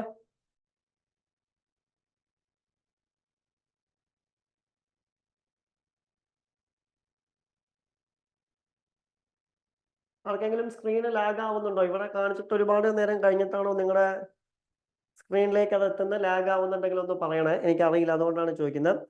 യെസ്, എന്താണ് freedom to reside and settle any part of India. Yes Aswathy, അല്ലെ? അതായത് എന്താണ്, ഇന്ത്യയിൽ എവിടെയും എന്താണ് ജീവിക്കാനുള്ള അവകാശമാണ്, സെറ്റിൽ ചെയ്യാനുള്ള അവകാശമാണ് ഏത്, ആർട്ടിക്കിൾ 19 clause 1 clause E എന്ന് നമ്മൾ വിളിക്കുന്നത്. ഓക്കെ, ഇനി നമുക്കറിയാം ഈ ഫണ്ടമെന്റൽ റൈറ്റ്സ് എന്ന് പറയുന്നത് നമുക്ക് സിറ്റിസൺസിന് വേണ്ടി മാത്രം കിട്ടുന്നതാണോ ഈ ഫണ്ടമെന്റൽ റൈറ്റ്സ് എന്ന് പറയുന്നത്? അതോ ഫോറിനേഴ്സിന് നമ്മൾ ഫണ്ടമെന്റൽ റൈറ്റ്സ് കൊടുക്കാറുണ്ടോ? അതോ ഇന്ത്യൻ സിറ്റിസൺസിന് വേണ്ടി മാത്രമുള്ളതാണോ ഫണ്ടമെന്റൽ റൈറ്റ് എന്ന് പറയുന്നത്? യെസ് അനു, സെറ്റിൽ ചെയ്യാനുള്ള അവകാശമാണ് article 19 clause 1 clause E. Yes, okay. അപ്പോൾ എൻ്റെ ചോദ്യം അതല്ല. ഇനി നെക്സ്റ്റ് ക്വസ്റ്റ്യൻ, നമ്മൾ ഉപയോഗിക്കുന്ന ഫണ്ടമെന്റൽ റൈറ്റ്സ് ഇന്ത്യൻ കോൺസ്റ്റിറ്റ്യൂഷന്റെ പാർട്ട് 3 പറയുന്ന ആർട്ടിക്കിൾ 12 മുതൽ 35 വരെ പറയുന്ന നമ്മുടെ മൗലികാവകാശങ്ങൾ ഇന്ത്യയിലെ സിറ്റിസൺസിന് വേണ്ടി മാത്രമുള്ളതാണോ അതോ ഫോറിനേഴ്സിനും നമ്മൾ ഈ മൗലികാവകാശങ്ങൾ കൊടുക്കാറുണ്ടോ എന്നുള്ളതാണ് ചോദ്യം. Anyone?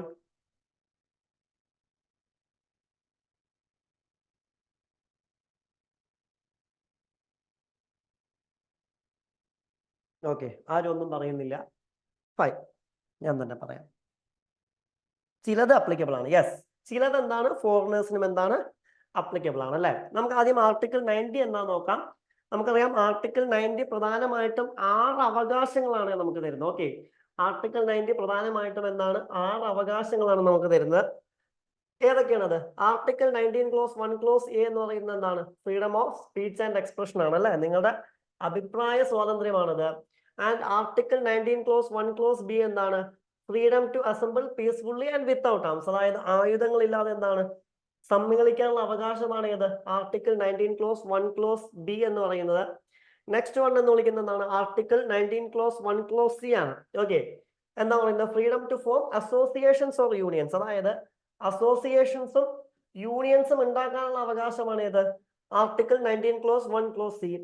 And article 19 clause 1 clause D എന്താണ്, freedom to move freely throughout the territory of India, ഇന്ത്യയിൽ എവിടെയും എന്താണ് സഞ്ചരിക്കാനുള്ള അവകാശമാണത്. ഓക്കെ, പക്ഷെ നമുക്കറിയാം റെസ്ട്രിക്ഷൻസ് ഒക്കെ ഉണ്ട്. And article 19 clause 1 clause E എന്താണ്, freedom to reside and settle in any part of the territory of India, അതായത് ഇന്ത്യയിൽ എവിടെയും എന്താണ് ജീവിക്കാനുള്ള അവകാശം. ഇതാണ് ഇപ്പൊ നമ്മൾ ന്യൂസിൽ വന്നിരിക്കുന്നത്, അതിലേക്ക് എത്താം അതിനു മുമ്പ്. And article 19 clause 1 clause F omitted എന്നാണ് കാണിക്കുന്നത്, എടുത്തു കളഞ്ഞതാണ് എന്നാണ് പറയുന്നത്, അല്ലെ? ആർട്ടിക്കിൾ 19 clause 1 clause F ന്റെ സ്ഥാനത്ത് എന്തായിരുന്നു ഒന്ന് പെട്ടെന്ന് മെസ്സേജ് ചെയ്താൽ നോക്കട്ടെ. And article 19 clause 1 clause G എന്നാണ് പറയുന്നത്, freedom to practise any profession or to carry any occupation trade or business, അതായത് ഇഷ്ടപ്പെട്ട ഏതൊരു തൊഴിലും എന്താണ് ചെയ്യാനുള്ള അവകാശമാണ്. ഓക്കെ, യെസ് അശ്വതി കമന്റ് ചെയ്തിട്ടുണ്ട്. ആർട്ടിക്കിൾ 19 clause 1 clause F എന്തായിരുന്നു, റൈറ്റ് ടു പ്രോപ്പർട്ടി ആയിരുന്നു. യെസ്, മാനസികം കമന്റ് ചെയ്തിട്ടുണ്ട്, റൈറ്റ് ടു പ്രോപ്പർട്ടി, അല്ലെ? നമുക്കറിയാം ഏതൊക്കെ ആർട്ടിക്കിളായിരുന്നു റൈറ്റ് ടു പ്രോപ്പർട്ടി പറഞ്ഞിരുന്നത്, ആർട്ടിക്കിൾ 19 clause 1 clause F ലും അതുപോലെ തന്നെ ഏതാ ആർട്ടിക്കിളായിരുന്നു? ഒരു ആർട്ടിക്കിൾ കൂടി ഉണ്ടല്ലോ, ഏതായിരുന്നു അത്? Article 31 of Indian constitution. Yes Ashwini, article 31 of Indian കോൺസ്റ്റിറ്റ്യൂഷനിലാണ് ഇതിനെക്കുറിച്ച് പറഞ്ഞിരുന്നത്. യെസ് അശ്വിനി. ഓക്കെ, ഏത് കേസിലായിരുന്നു നമ്മൾ റൈറ്റ് ടു പ്രോപ്പർട്ടി റിമൂവ് ചെയ്തെന്ന് ഒന്ന് പെട്ടെന്ന് കമന്റ് ചെയ്തേ. ഓക്കെ, അതിലേക്ക് നമുക്ക് വരാം. And the fundamental rights mentioned in the article 15, 16, 19, 29 and 30 are available only Indian citizen and not foreign nationals എന്നാണ്. അപ്പോൾ എല്ലാ അവകാശങ്ങളും എന്ത് ചെയ്യില്ല, നമുക്കറിയാം എല്ലാവർക്കും എന്ത് ചെയ്യില്ല, കൊടുക്കില്ല. അതിൽ പ്രത്യേകിച്ച് ആർട്ടിക്കിൾ 15, എന്താണ് ആർട്ടിക്കിൾ 15 എന്ന് പറയുന്നത്? എന്താണ്? Religion, race, caste, place of birth, അല്ല, ഇതിന്റെ ഒന്നും അടിസ്ഥാനത്തിൽ ഡിസ്ക്രിമിനേറ്റ് ചെയ്യരുത് എന്ന് പറയുന്നതാണ്. ആർട്ടിക്കിൾ 16 എന്താണ്? Equal opportunity in public employment ആണ്. ആർട്ടിക്കിൾ 90 ആണ് നമ്മൾ ഡിസ്കസ് ചെയ്ത. ആർട്ടിക്കിൾ 29 ആൻഡ് ആർട്ടിക്കിൾ 30 നമ്മൾ കഴിഞ്ഞ വീക്കിൽ ഡിസ്കസ് ചെയ്തിരുന്നു അല്ലെ? മൈനോറിറ്റീസിനുള്ള അവകാശങ്ങളാണ്, റിലീജിയസ് ആൻഡ് ലിംഗ്വിസ്റ്റിക് മൈനോറിറ്റീസിനുള്ള അവകാശങ്ങളാണ്. ഇത് നമ്മൾ ആർക്ക് മാത്രമേ കൊടുക്കുള്ളൂ? സിറ്റിസൺസിന് മാത്രമേ എന്ത് ചെയ്യുള്ളൂ, കൊടുക്കുള്ളൂ. ഇതൊരിക്കലും ആർക്ക് കൊടുക്കാറില്ല? ഫോറിൻ നാഷണൽസിന് കൊടുക്കാറില്ല. അപ്പൊ വേണമെങ്കിൽ ചോദിക്കാം എക്സാമിന്, എന്ത് ചോദിക്കാം?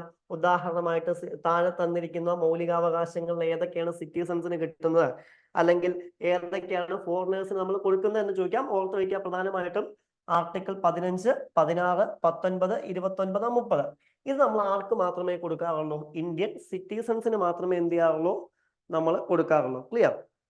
ഞാൻ ചോദിച്ചൊരു ചോദ്യത്തിന് ഇപ്പോഴും എനിക്ക് ഉത്തരം കിട്ടിയിട്ടില്ല. റൈറ്റ് ടു പ്രോപ്പർട്ടി നമ്മൾ റിമൂവ് ചെയ്ത കേസ് ഏതായിരുന്നു? അതായത് മൗലികാവകാശങ്ങളിൽ നിന്നും ഒരു കോൺസ്റ്റിറ്റ്യൂഷണൽ റൈറ്റ് ആക്കി മാത്രം മാറ്റിയ കേസിന്റെ പേര് ഏതായിരുന്നു? ഏത് ഭേദഗതിയിലൂടെയായിരുന്നു നമ്മൾ അത് മാറ്റം വരുത്തിയത്? Yes, Kesavananda Bharati. Yes, Kesavananda Bharati. Anu, yes, Kesavananda Bharati case അല്ലെ? Kesavananda Bharati versus state of Kerala 1973 April 24 അല്ലെ? അതായിരുന്നു കേസ്. ഇനി ഏത് ഭേദഗതിയായിരുന്നു അത്? ഭേദഗതി ഏതായിരുന്നു? ഏത് ഭേദഗതി പ്രകാരമാണ് നമ്മൾ അതിനെ എടുത്തു കളഞ്ഞത്? ഐശ്വര്യ, യെസ്, 44th അല്ലെ? 44ാമത്തെ ഭരണഘടനാ ഭേദഗതിയായിരുന്നു. Yes Aishwarya, 1978 yes Ashwini, yes. നമ്മുടെ മൊറാർജി ദേശായി ഗവൺമെന്റിന്റെ കാലഘട്ടത്തിലാണ്, ഒരു ഇന്ത്യൻ എമർജൻസി പീരീഡിന് ശേഷമാണ്. യെസ്, ഇങ്ങനെ എല്ലാവരും ആക്റ്റീവ് ആയിരിക്കണം, അപ്പോഴാണ് എനിക്കൊരു സന്തോഷമുള്ളൂ. മറ്റ് ഞാൻ മാത്രം ഈ ഓൺലൈനിൽ നിന്ന് ഇങ്ങനെ സംസാരിച്ചു കൊണ്ടിരിക്കുന്ന പരിപാടി വളരെയധികം എന്നാണ് മോശമാണ്. ക്ലിയർ? ഓക്കെ, അപ്പൊ അതിലേക്ക് നമ്മൾ ഇനി ഡീറ്റെയിൽ ആയി പോകുന്നില്ല. മൗലികാവകാശങ്ങൾ ഓൾറെഡി നിങ്ങൾ ഡീറ്റെയിൽ ആയി പഠിച്ചൊരു കാര്യമായതുകൊണ്ട് ഇനി അതിലേക്ക് ഡീറ്റെയിൽ ആയിട്ട് നമ്മൾ പോകുന്നില്ല. ക്ലിയർ? നെക്സ്റ്റ് ന്യൂസ് ഏതുമായി ബന്ധപ്പെട്ടാണ് കിടക്കുന്നത്? ഫോറിൻ പോർട്ട്ഫോളിയോ ഇൻവെസ്റ്റ്മെന്റുമായി ബന്ധപ്പെട്ടാണ് എന്ത് ചെയ്യുന്നത്, കിടക്കുന്നത്. നമുക്കറിയാം എന്താണ് ഫോറിൻ പോർട്ട്ഫോളിയോ ഇൻവെസ്റ്റ്മെന്റ് അല്ലെ? അത് ന്യൂസ് എന്താന്ന് നോക്കാം. എന്താണ്?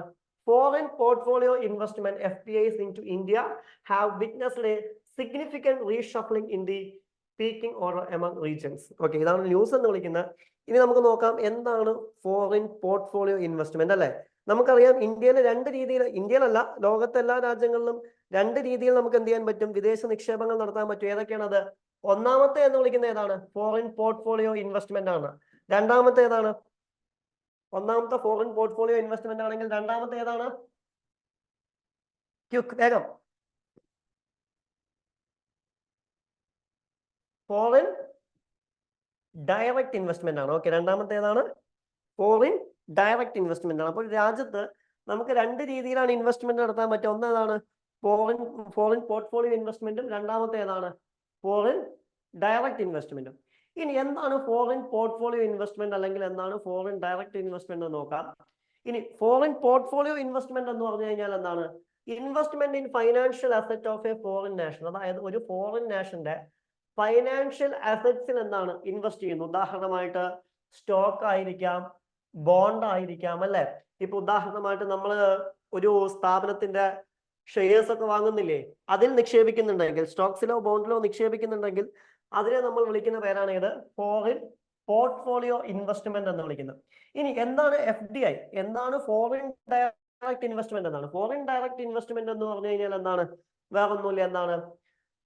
When a foreign entity acquires ownership or controlling stake in the shares of the company in one country or establishes a business there. അതായത് എന്ത് ചെയ്യുക, ഒരു കമ്പനിയുടെ ഷെയർ ഏറ്റെടുത്തുകൊണ്ട് എന്ത് ചെയ്യുക, അവിടെ ബിസിനസ് തുടങ്ങുക. ഇപ്പൊ ഉദാഹരണമായിട്ട് ഇന്ത്യയിൽ ഒരു കമ്പനിയുടെ ഷെയർസ് ഏറ്റെടുത്തുകൊണ്ട് ഒരു ബിസിനസ് തുടങ്ങാം. അതിനെ നമ്മൾ ഫോറിൻ ഡയറക്റ്റ് ഇൻവെസ്റ്റ്മെന്റ് എന്ന് വിളിക്കുന്നത് അല്ലെ. ഇപ്പൊ ഉദാഹരണമായിട്ട് നമുക്കറിയാം, ഇന്ത്യയിലെ മുൻപുണ്ടായിരുന്ന ഒരു കമ്പനി ആയിരുന്നു ഏത് എന്ന് വിളിക്കുന്നത്? മാരുതി ഉദ്യോഗ് ലിമിറ്റഡ് എന്ന് വിളിക്കുന്നത്. എന്താണ്? മാരുതി ഉദ്യോഗ് ലിമിറ്റഡ്. ഇന്ന് ആ കമ്പനി എന്ത് പേരിലാണ് അറിയപ്പെടുന്നത്? ഇന്ന് ഇന്ത്യയിൽ മാരുതി ഉദ്യോഗ് ലിമിറ്റഡ് ഉണ്ടോ? അതോ അതിന്റെ ഏതെങ്കിലും ഷെയർ നമ്മൾ മറ്റേതെങ്കിലും ഫോറിൻ കമ്പനിയിലേക്ക് കൊടുത്തിരുന്നോ? ഇന്ന് എന്ത് പേരിലാണ് മാരുതി ഉദ്യോഗ് ലിമിറ്റഡ് എന്ന് എന്ത് പേരിലാണ് അറിയപ്പെടുന്നത്? എനിവൺ? യെസ്, മാരുതി സുസുക്കി അല്ലെ. Maruti Suzuki, yes, Suzuki yes. Manasa, Aswathi, yes, Maruti Suzuki എന്നുള്ള പേരിലാണ് അറിയപ്പെടുന്നത് അല്ലെ. അപ്പൊ അതേതാണ്.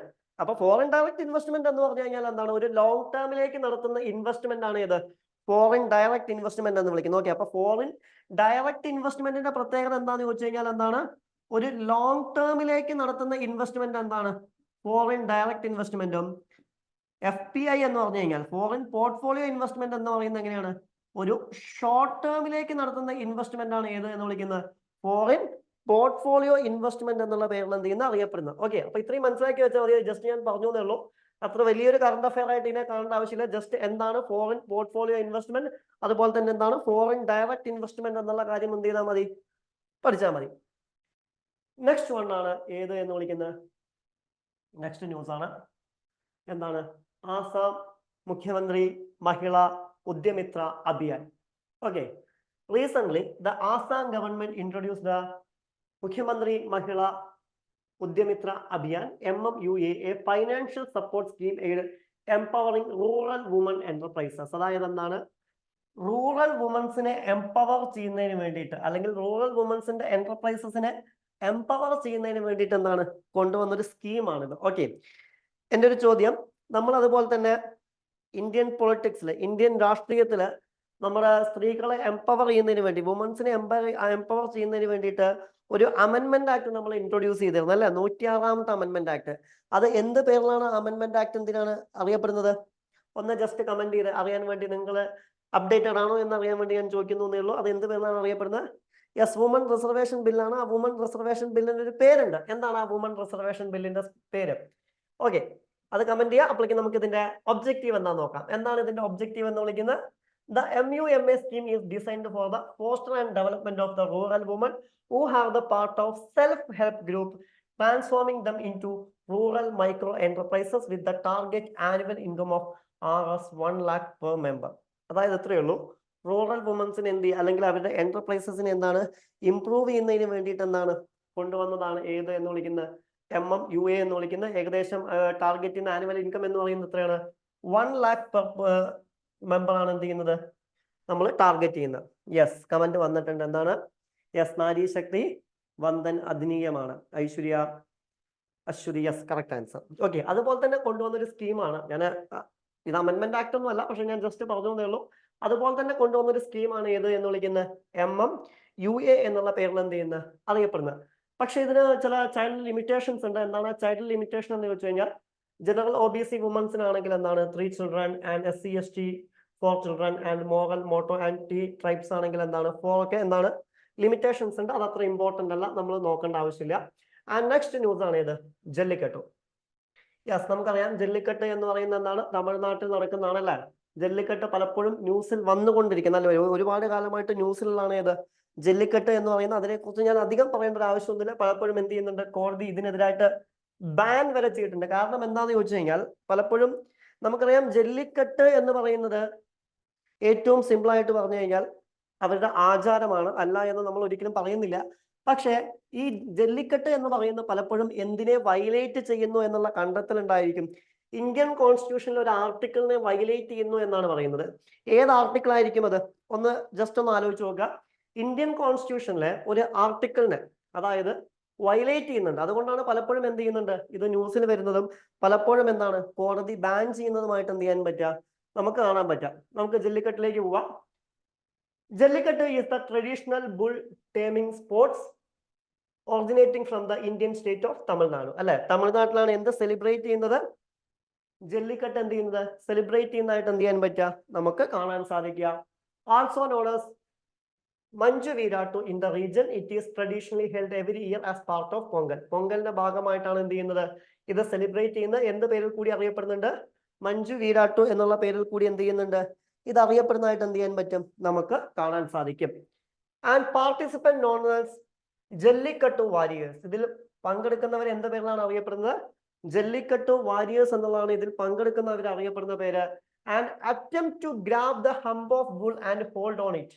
അതായത് എന്ത് ചെയ്യുക, ഇവർ ചെയ്യുന്ന കാര്യം എന്താണ്, ഈ ബുള്ളിന്റെ എന്ത് ചെയ്യുക, അല്ലെങ്കിൽ ഈ ബുള്ളിനെ എന്ത് ചെയ്യുക, ഹോൾഡ് ചെയ്യാൻ ശ്രമിക്കുക, ഹോൾഡ് ചെയ്ത് പിടിച്ചു നിർത്താൻ ശ്രമിക്കുക എന്നുള്ളതാണ് പ്രധാനമായിട്ടും ജല്ലിക്കെട്ടിൽ വരുന്നൊരു കാര്യം എന്ന് പറയുന്നത്. ഇതാണ് പലപ്പോഴും എന്ത് ചെയ്യുന്നത്, പല കേസുകൾക്കൊക്കെ കാരണമായത്. The sports has culture and religious significance symbolising bravery and valour. Okay, ഇത് ഞാൻ നേരത്തെ പറഞ്ഞ പോലെ ഒരു റിലീജിയസ് കൾച്ചറിന്റെ എന്താണ് ഭാഗമാണ് എന്നുള്ളതാണ്. പക്ഷെ ഇത് ന്യൂസിൽ വരാനുള്ള ഒരു കാരണം എന്താണെന്ന് ചോദിച്ചു കഴിഞ്ഞാൽ പലപ്പോഴും പറയുന്നത് ഇത് എന്തിനെതിരാണ് എന്നാണ് പറയുന്നത്, ഒരു മൗലികാവകാശത്തിനെതിരാണ് എന്നാണ് പറയുന്നത്. ഏത് എതിരായിരിക്കും, അല്ലെങ്കിൽ ഏത് മൗലികാവകാശത്തിനെതിരായിട്ടുള്ളതാണ് ഈ കൾച്ചർ എന്നുള്ളതായിരിക്കും ആരുടെ നിരീക്ഷണം, കോടതിയുടെ നിരീക്ഷണം അല്ലെ. ഏതായിരിക്കും, ഏത് മൗലികാവകാശത്തിന് എതിരായിരിക്കും? Yes Aswathi, right to life. Yes, article 21 of the Indian constitution അല്ലെ, ജീവിക്കാനുള്ള അവകാശത്തിനെതിരാണ് എന്നാണ് പറയുന്നത്. ഇപ്പൊ ഉദാഹരണമായിട്ട് വേണമെങ്കിൽ ചോദിക്കാം, അതിൽ പങ്കെടുക്കുന്നവർ അറിഞ്ഞുകൊണ്ട് തന്നെയല്ലേ പങ്കെടുക്കുന്നത്? യെസ്, അല്ല എന്നല്ല പറയുന്നത്. പക്ഷെ എന്തുണ്ട്, കോടതിക്ക് അവരുടെ ഡ്യൂട്ടീസ് തീർച്ചയായിട്ടും ചെയ്യേണ്ടതുണ്ട്. ഇത്തരത്തിലുള്ള ആചാരങ്ങൾ കാണുമ്പോൾ ചിലതെങ്കിലും നമുക്കറിയാം ആരിടപെടാറുണ്ട്, കോടതി ഇടപെടാറുണ്ട്. ഇതും ആർട്ടിക്കിൾ 21 അണ്ടറിൽ തന്നെയാണ് പലപ്പോഴും ആരിടപെടുന്നത്, കോടതി ഇടപെടുന്നതായിട്ട് എന്ത് ചെയ്യാൻ പറ്റുക, നമുക്ക് കാണാൻ സാധിക്കുക എന്നുള്ളതാണ്. ക്ലിയർ? അപ്പൊ ഇതാണ് ജല്ലിക്കെട്ടിനെ കുറിച്ച് നോക്കേണ്ടത്. അപ്പൊ നമുക്ക് എന്താണ് ഓർത്ത് വയ്ക്കുക, ഇത് എന്ത് പേരിലൊക്കെ അറിയപ്പെടുന്നു, ഇതിൽ പങ്കെടുക്കുന്നവര് എന്ത് പേരിലാണ് അറിയപ്പെടുന്നത്, ഇത് ഏതിന്റെ ഭാഗമായിട്ടാണ് നടക്കുന്നത്, പൊങ്കലിന്റെ ഭാഗമായിട്ടാണ് എന്ത് ചെയ്യുന്നത് നടക്കുന്നത്, അത്തരം കാര്യങ്ങളൊക്കെ എന്ത് ചെയ്യുക, നമ്മൾ ആലോചിച്ച് വെക്കുക. ഇനി ഇതിന്റെ സിഗ്നിഫിക്കൻസ് എന്താണ്? Jallikattu has faced controversy due to concern about animal welfare and safety, leading the occasional bans. Efforts have been made to strike balance between the preserving tradition and addressing the animal rights of concern. ഇത് മനുഷ്യന്മാരുടെ അവകാശങ്ങൾ article 21 എന്നുള്ള പോലെ തന്നെ അനിമൽസിന്റെ welfare and safety എന്ത് ചെയ്യുന്നുണ്ട്, ബാധിക്കുന്നുണ്ട് എന്നാണ് പറയുന്നത്. പലപ്പോഴും ഈ കൾച്ചറും അതുപോലെ തന്നെ എന്താണ് അനിമൽസിന്റെ വെൽഫെയറും ഒരേപോലെ കൊണ്ടുപോവാ, ബാലൻസ് ചെയ്ത് കൊണ്ടുപോവാ എന്ന് പറയുന്നത് പലപ്പോഴും ബുദ്ധിമുട്ടാണ്. അതുകൊണ്ട് തന്നെ എന്ത് ചെയ്യുന്നുണ്ട്, ഇത് പലപ്പോഴും അനിമൽസിന്റെ വെൽഫെയർ ആൻഡ് സേഫ്റ്റിയെ കൂടി ബാധിക്കുന്നുണ്ട് എന്നാണ് ആര് പറയുന്നത്, കോടതി പറയുന്നതായിട്ട് എന്ത് ചെയ്യാൻ പറ്റാം, നമുക്ക് കാണാൻ പറ്റാം.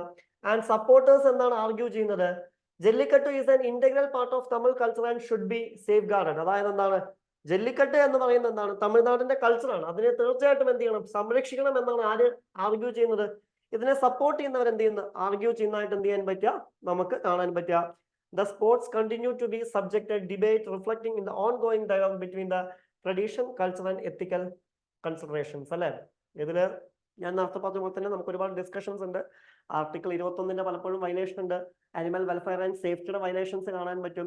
എന്നാൽ അതേസമയം എന്ത് ചെയ്യണം, റിലീജിയസ് ആയിട്ടുള്ള കാര്യങ്ങൾ സംരക്ഷിക്കുകയും വേണം. അതിന്റെ പല പല കോൺട്രവേഴ്സിയും ഇതിൽ നടന്നുകൊണ്ടിരിക്കുന്നുണ്ട്. സോ ഇതുമായി ബന്ധപ്പെട്ട ആർട്ടിക്കിൾസ് ഒക്കെ ഇവിടുന്ന് നമുക്ക് ചോദിക്കാൻ സാധ്യതയുണ്ട്. ഇന്ത്യൻ ഭരണഘടന എന്ന് ചോദിക്കാം, ഇത് ഏത് സംസ്ഥാനത്താണ് സെലിബ്രേറ്റ് ചെയ്യുന്നത് തുടങ്ങിയ കാര്യങ്ങളൊക്കെ എന്ത് ചെയ്യാനുണ്ട്, ചോദിക്കാൻ സാധ്യത ഉണ്ട് എന്നുള്ളതാണ്. ക്ലിയർ? നെക്സ്റ്റ് വൺ ആണ് ഇത് morph town. In the Manipur morph town, recent armed confrontation between the police and the suspected miscreants, notably linked the Kuki Zoo community, have heightened security concerns. Okay, അതായത് മണിപ്പൂരിൽ എന്താണ് ഈ ഇടയ്ക്കൊരു പോലീസും അതുപോലെ തന്നെ ആളുകളും തമ്മിലുണ്ടായിരുന്ന ഒരു പ്രശ്നമാണ്, അല്ലെങ്കിൽ എന്താണ് കോൺട്രവേഴ്സിയാണ് ഈ ന്യൂസിലേക്ക് എന്ത് ചെയ്തിരിക്കുന്ന ഈ ഒരു ടൗൺ ന്യൂസിൽ വരാൻ കാരണം. ഓക്കെ, ഇതിന്റെ ഇഷ്യൂ എന്താ നോക്കാം. The Kuki Zoo community demanded for the state police removal and sitting representation imbalances and of complicity.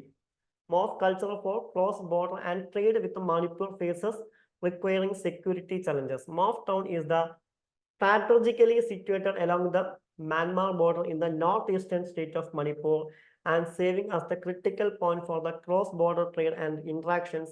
Its proximity to the international border contribution its significant and regional dynamics.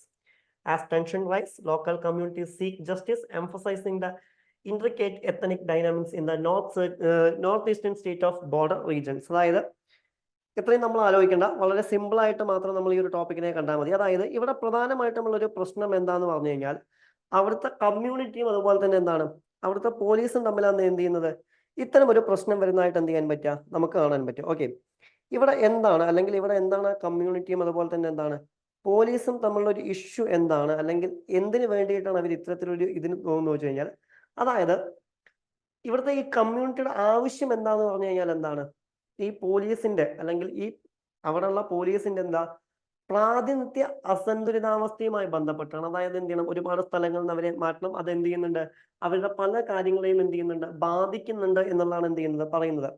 അതുപോലെ തന്നെ എന്താണ്, ഈ ഒരു morph town എടുക്കുകയാണെന്നുണ്ടെങ്കിൽ ഈ morph ടൗണിന്റെ ഒരു importance എന്താണെന്ന് ചോദിച്ചു കഴിഞ്ഞാൽ, അതിർത്തി കടന്നുള്ള വ്യാപാരത്തിന് വളരെ നിർണായകമായ ഒരു പ്ലേസ് ആണിത്.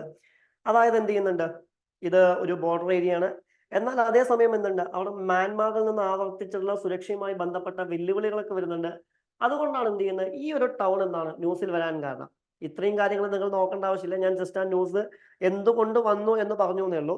ഓക്കെ, പക്ഷെ ആലോചിക്കുക, ഇത് ഈ ടൗൺ എവിടെയാണ് സ്ഥിതി ചെയ്യുന്നത് നോക്കുക. ചിലപ്പോൾ ചോദിക്കാം, നമ്മുടെ ജോഗ്രഫിയുമായി ബന്ധപ്പെട്ട ക്വസ്റ്റ്യൻസ് ചോദിക്കാം, ഈ ലൊക്കേഷൻ എവിടെയാണ് സ്ഥിതി ചെയ്യുന്നത് എന്ന് ചോദിക്കാം. കാരണം എന്താണ്, നമുക്കറിയാം ഇമ്പോർട്ടന്റ് ആയിട്ടുള്ള ലൊക്കേഷൻ വരുമ്പോൾ അതൊക്കെ എന്ത് ചെയ്യാറുണ്ട്, എക്സാംസിന് ചോദിക്കാറുണ്ട്. ആ ഒരു രീതിയിൽ മാത്രം എന്തിനെ നോക്കി വെച്ചാൽ മതി, ഇതിനെ നോക്കി വെച്ചാൽ മതി.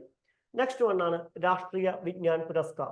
ഓക്കെ, എന്താണ് പറയുന്നത്, the government has invited nominations for the inaugural Rashtriya Vigyan Puraskar, the national science awards acknowledging accomplishments in the diverse realms of science, technology and technology lead innovations. അതായത് ഇതെന്താണ് ന്യൂസിൽ വരാനുള്ള കാരണം എന്താണെന്ന് ചോദിച്ചു കഴിഞ്ഞാൽ എന്താണ്, രാഷ്ട്രീയ വിജ്ഞാൻ പുരസ്കാറിന് സർക്കാർ എന്ത് സ്വീകരിച്ചിട്ടുണ്ട്, ഇൻവിറ്റേഷൻസ് എന്ത് ചെയ്യുന്നുണ്ട്, സ്വീകരിക്കുന്നുണ്ട്.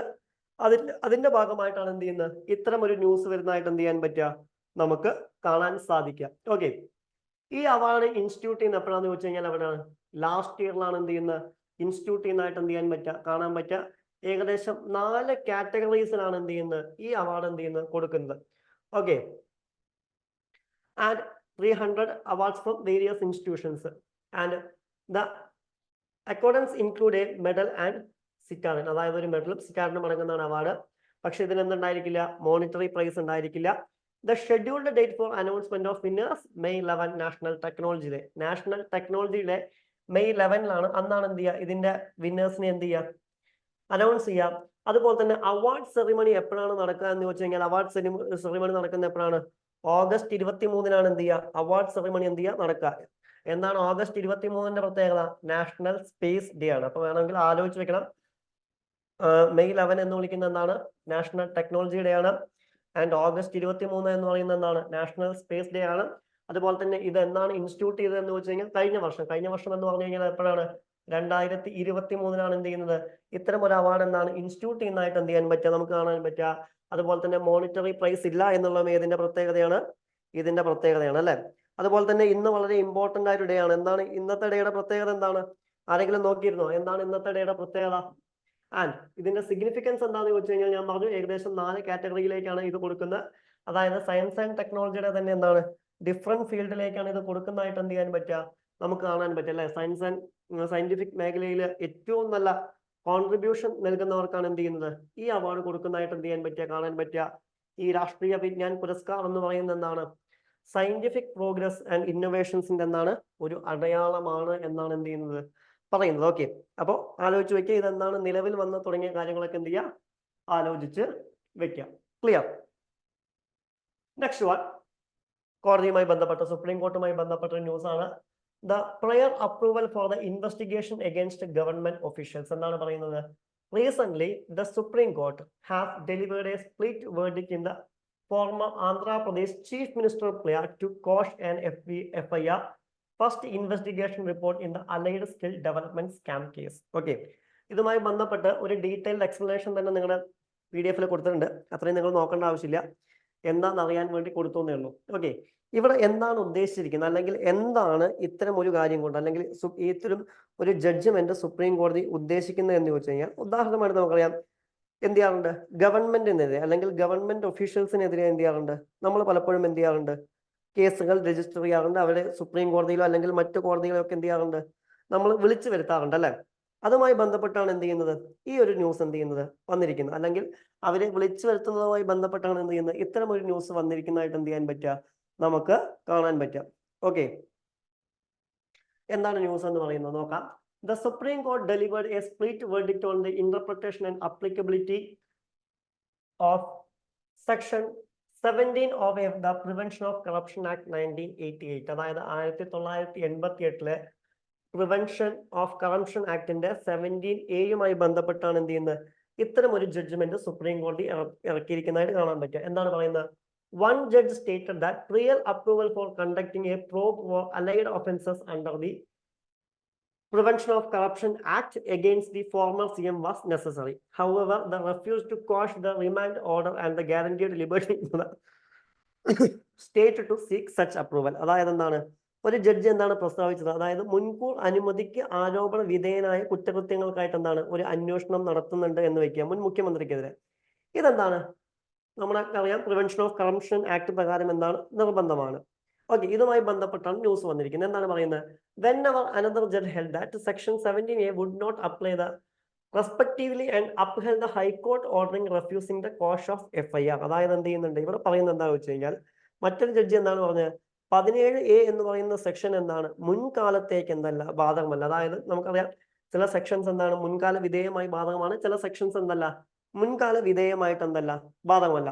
ഇവിടെ പറയുന്ന ഒരു കാര്യം എന്താണ്, കുറ്റം ചുമത്തപ്പെട്ടാലും അല്ലെങ്കിലും, ഇപ്പൊ ഉദാഹരണമായിട്ട് എന്താണ് ഒരു വ്യക്തിയുടെ മേലെ കുറ്റം ചുമത്തപ്പെട്ടാലും അല്ലെങ്കിലും നമുക്കറിയാം ഒരു കോടതിയും വിധി പറയാതെ ആ വ്യക്തി എന്താവുന്നില്ല, കുറ്റക്കാരനാവുന്നില്ല എന്നുള്ളതാണ്. ഓക്കെ, ഇതിൽ ഏറ്റവും സിമ്പിൾ ആയിട്ട് നമ്മൾ മനസ്സിലാക്കേണ്ട ഒരു കാര്യം എന്താണെന്ന് ചോദിച്ചു കഴിഞ്ഞാൽ എന്താണ്, ചീഫ് ജസ്റ്റിസ് ഇതിൽ നിലവിൽ എന്ത് ചെയ്യാണ്, മാർഗനിർദ്ദേശങ്ങൾ കൊടുത്തിരിക്കുകയാണ് ചെയ്യുന്നത്. എന്താണ് മാർഗനിർദ്ദേശങ്ങൾ എന്ന് ചോദിച്ചു കഴിഞ്ഞാൽ വളരെ സിമ്പിൾ ആണ്. ഉദാഹരണമായിട്ട് ഒരു വ്യക്തിയെ കോടതിയിലേക്ക്, ഉദാഹരണമായിട്ട് ഗവൺമെന്റ് ഓഫീസിലേക്ക് വിളിച്ചു വരുത്തുന്നുണ്ട്, അല്ലെങ്കിൽ ഗവൺമെന്റ് ഓഫീസിന്റെ ഭാഗമായി പ്രവർത്തിക്കുന്നുണ്ട്, ഗവൺമെന്റ് ഓഫീസിലേക്കല്ല കോടതിയിലേക്ക് വിളിച്ചു വരുത്തുന്നുണ്ടെങ്കിൽ അതിനെന്താണ് മതിയായ റീസൺസ് ഉണ്ടായിരിക്കണം, അല്ലെങ്കിൽ കാരണങ്ങൾ ഉണ്ടായിരിക്കണം. അങ്ങനെ ചില സ്റ്റേറ്റ്മെന്റുകളാണ് എന്ത് ചെയ്തിരിക്കുന്നത്, കോടതി കൊടുത്തിരിക്കുന്നത്. ഇവിടെ നമ്മൾ നോക്കേണ്ട ഒരു കാര്യം എന്താന്ന് പറഞ്ഞു കഴിഞ്ഞാൽ, ഉദാഹരണമായിട്ട് ഇത്രയേ ഉള്ളൂ, ഇത്തരം ഒരു ന്യൂസ് വന്നു കഴിഞ്ഞാൽ നമുക്ക് പ്രധാനമായിട്ടും ചോദ്യം വരാൻ സാധ്യതയുള്ള ഒരു മേഖല, നേരിട്ട് ഈ ഒരു കറണ്ട് അഫെയർ ഒന്ന് ചോദ്യം വരില്ല നമുക്കറിയാം, കാരണം നമ്മളെ സംബന്ധിച്ചിടത്തോളം അത്ര ഇമ്പോർട്ടന്റ് ആയ ഒരു കറണ്ട് അഫെയർ അല്ല ഇത്. പക്ഷെ ഇവിടുന്ന് എങ്ങനെയായിരിക്കും ചോദ്യം വരിക എന്ന് ചോദിച്ചു കഴിഞ്ഞാൽ, ഇപ്പൊ ഉദാഹരണമായിട്ട് വേണമെങ്കിൽ ചോദിക്കാം, കറപ്ഷനെ കുറിച്ച് പറയുന്ന അല്ലെ, അതായത് അഴിമതിയെ കുറിച്ച് പറയുന്ന നിയമം ഏതാന്ന് ചോദിച്ചു കഴിഞ്ഞാൽ ഏതാണ്, പ്രിവെൻഷൻ ഓഫ് കറപ്ഷൻ ആക്ട് ആണ്. ഏത് വർഷമാണ് അത് നിലവിൽ വന്നത്? 1988 നിലവിൽ വന്നത്. ഇവിടെ നിങ്ങളുടെ ചോദ്യം വരാം, ചിലപ്പോൾ വരാറുണ്ട് SSCക്കൊക്കെ അല്ലെങ്കിൽ ബാങ്ക് പോലുള്ള എക്സാമിനൊക്കെ വരാറുണ്ട്. ഏതെങ്കിലും 4 ആക്ടുകൾ എന്ത് ചെയ്യും കൊടുക്കും, എന്നിട്ട് അതുമായി ബന്ധപ്പെട്ട വർഷങ്ങൾ കൊടുക്കും, എന്നിട്ട് ഇതിലെ തെറ്റായത് ഏതാന്നൊക്കെ എന്ത് ചെയ്യാൻ പറയും, കണ്ടുപിടിക്കാൻ പറയും. അതുപോലെ എന്ത് ചെയ്യാം, ഇവിടുന്നും വേണമെങ്കിൽ നമുക്ക് എന്ത് ചെയ്യാം, ക്വസ്റ്റ്യൻസ് പ്രതീക്ഷിക്കാവുന്നതാണ്. ക്ലിയർ? നെക്സ്റ്റ് വൺ ആണ് ഇന്ത്യൻ സ്റ്റാമ്പ് ബില്ലാണ് 2023. Okay, the finance ministry invited public comments on the draft Indian stamp bill 2023. The bill aims to modernize stamp duty provisions and replace the 1899 stamp act. അതായത് 1899 stamp ആക്ടിൽ എന്ത് ചെയ്യാണ്, വ്യത്യാസം വരുത്തിക്കൊണ്ടാണ് എന്ത് ചെയ്യുന്നത് പുതിയ stamp bill 2023 വരുന്നത്. Okay, അതുമായി ബന്ധപ്പെട്ട് എന്ത് ചെയ്യുന്നുണ്ട്, പബ്ലിക്കിന്റെ കമന്റ്സ് ആര് ക്ഷണിച്ചിട്ടുണ്ട് എന്നുള്ളതാണ്, ഗവൺമെന്റ് ഓഫ് ഇന്ത്യ എന്ത് ചെയ്തിട്ടുണ്ട്, ക്ഷണിച്ചിട്ടുള്ളത് എന്നുള്ളതാണ്. ഓക്കെ, ഇവിടെ നിങ്ങൾ വലിയ കാര്യമായിട്ടൊന്നും നോക്കേണ്ട ആവശ്യമില്ല. എന്താണ് സ്റ്റാമ്പ് ബില്ല്, അത് ആദ്യമായിട്ട് നിലവിൽ വന്നത് എപ്പോഴാണ്, നിലവിൽ ഏറ്റവും അവസാനമായിട്ട് അതിൽ വ്യത്യാസം വരുത്തിയത് എപ്പോഴാണെന്ന് നോക്കിയാൽ മതി. എപ്പോഴാണ് ഏറ്റവും അവസാനമായി വ്യത്യാസം വരുന്നത്? 2023 എന്ത് ചെയ്യുന്നത്, വ്യത്യാസം വരുത്തുന്നതായിട്ട് എന്ത് ചെയ്യാൻ പറ്റുക, നമുക്ക് കാണാൻ സാധിക്കുക. ക്ലിയർ? ഓക്കെ, നെക്സ്റ്റ് വൺ ആണ് ഇത്, ഓപ്പറേഷൻ അമൃത്. എന്താണ് ഓപ്പറേഷൻ അമൃത് എന്ന് പറയുന്നത്? Kerala Drug Control Department has launched Operation Amrit to prevent overuse of antibiotics in state. അതായത് എന്താണ്, സ്റ്റേറ്റിൽ ആന്റിബയോട്ടിക്സിന്റെ യൂസ്, അതായത് ആന്റിബയോട്ടിക്സിന്റെ ഓവർ യൂസ് കുറയ്ക്കുന്നതിന് വേണ്ടി കൊണ്ടുവന്ന കേരള ഗവൺമെന്റ് ലോഞ്ച് ചെയ്താണ് ഏതെന്ന് വിളിക്കുന്നത് ഓപ്പറേഷൻ അമൃത് എന്നുള്ള പേരിൽ എന്ത് ചെയ്യുന്നത് അറിയപ്പെടുന്നത്.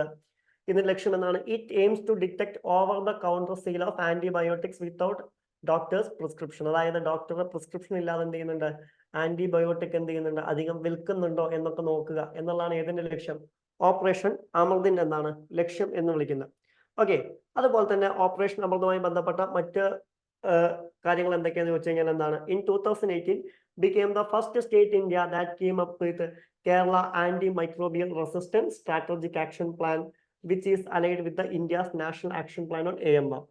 Kerala Antimicrobial Resistance Surveillance Network and AMR Laboratory for Environmental Surveillance, so AMR program on removal unused drugs, proud for the proper disposal unused antibiotics. അതൊക്കെ എന്താണ് കേരള ഗവൺമെന്റ് AMR എടുത്ത അതർ എഫേർട്സ് ആണ്. ഇത് ജസ്റ്റ് നോട്ട് ചെയ്ത് വെച്ചാൽ മതി, current affair അല്ല, ഞാൻ ജസ്റ്റ് പറഞ്ഞു തന്നേ ഉള്ളൂ. പക്ഷെ നമ്മൾ നോക്കേണ്ട ഓപ്പറേഷൻ അമൃത് എന്താണെന്നാണ്. ഓപ്പറേഷൻ അമൃത് എന്ന് പറയുന്നത് എന്താണ്? ഇത്രയേ ഉള്ളൂ, ആന്റിബയോട്ടിക്സിന്റെ അല്ലെ ഓവർ യൂസേജ് കുറയ്ക്കുന്നതിന് വേണ്ടി കേരള ഗവൺമെന്റ് കൊണ്ടുവന്ന ഓപ്പറേഷൻ ആണ് ഏതെന്ന് വിളിക്കുന്നത്? ഓപ്പറേഷൻ അമൃത് എന്നുള്ള പേരിൽ എന്ത് ചെയ്യുന്നത് അറിയപ്പെടുന്നത്. നെക്സ്റ്റ് വൺ എന്ന് പറയുന്നത് പെഞ്ച് ടൈഗർ റിസർവ്സ് ആണ്. എന്താണ്? The Pench tiger reserves in Maharashtra becomes India's first international dark sky park for the protecting night sky, preventing light pollution and promote astronomy. Okay, ഇതാണ് ഇത് ന്യൂസിൽ വരാനുള്ള എന്താണ് ഒരു റീസൺ എന്ന് വിളിക്കുന്നത്. ഓക്കെ, ഇത്തരം കാര്യങ്ങൾ നിങ്ങൾ ന്യൂസിൽ വരുമ്പോൾ ഒരു കാര്യം ശ്രദ്ധിക്കണം. ഈ ഒരു ടൈഗർ റിസർവ് മാത്രം പഠിച്ചു വെക്കരുത്. ഇത്തരം ഒരു കാര്യം ന്യൂസിൽ വന്നു കഴിഞ്ഞാൽ എന്ത് ചെയ്യാം? എവിടെ നിന്ന് വേണമെങ്കിലും ചോദിക്കാം. അപ്പോൾ ഇന്ത്യയിലെ ഏത് ടൈഗർ റിസർവ് വേണമെങ്കിലും ചോദിക്കാം, അത് ഏത് സ്റ്റേറ്റിലാണ് സ്ഥിതി ചെയ്യുന്നത്, ഇത്തരം കാര്യങ്ങളൊക്കെ എന്താണ് ചോദിക്കാനുള്ള സാധ്യത എന്ന് പറയുന്നത് എന്താണ് വളരെയധികം കൂടുതലാണ്. SSC പഠിക്കുന്നവർ അല്ലെങ്കിൽ RRB പഠിക്കുന്നവർ, ബാങ്കൊക്കെ പഠിക്കുന്നവർ തീർച്ചയായിട്ടും ഓരോ ടൈഗർ റിസർവും, ഇന്ത്യയിൽ എത്ര ടൈഗർ റിസർവ് ഉണ്ട്, അത് എവിടെയാണ് സ്ഥിതി ചെയ്യുന്നത് എന്നുള്ള കാര്യം എന്ത് ചെയ്യണം? തീർച്ചയായും പഠിച്ചു വെക്കണം. സ്റ്റാറ്റിക് GK സൈഡിൽ നിന്നുള്ള ഇമ്പോർട്ടൻറ്റ് ക്വസ്റ്റ്യൻസ് ആണ് അത്തരം കാര്യങ്ങൾ എന്ന് വിളിക്കുന്നത്. ഓക്കെ, ഇനി പെഞ്ച് ടൈഗർ റിസർവ്സിനെ കുറിച്ചാണ് പറയുന്നത്. named after the Penj river which flows from north to south through the reserve. Okay. Penj river അതിലൂടെയാണ് ഒഴുകുന്നത്. Located in the Satpura Hills, Madhya Pradesh. എവിടെയാണ് ലൊക്കേഷൻ? മധ്യപ്രദേശിലെ Satpura ഹിൽസിലാണ്. And continues in Nagpur district in Maharashtra as per the separate sanctuary. And major protected areas of Satpura, Maikal ranges of Central Highland and declared the national park in 1975. Okay, എപ്പോഴാണ് national park declare ചെയ്യുന്നത്? 1975. ഫോറസ്റ്റിൽ എന്താണ്? Tropical delicious dominance of trees. അതുപോലെ തന്നെ ഫ്യൂണ എന്ന് പറയുന്നത് ഏതാണ്? Tiger ഉണ്ട്, leopard ഉണ്ട്, ജാക്കൽ ഉണ്ട്, വൂഫ് ഉണ്ട്, ഡിയർ ഉണ്ട്, ഹൈൻ ഉണ്ട്. ഇതൊക്കെ എന്ത് ചെയ്യാൻ പറ്റും? നമുക്ക് കാണാൻ പറ്റും എന്നുള്ള ഇതിന്റെ എന്താണ് പ്രത്യേകതയാണ്.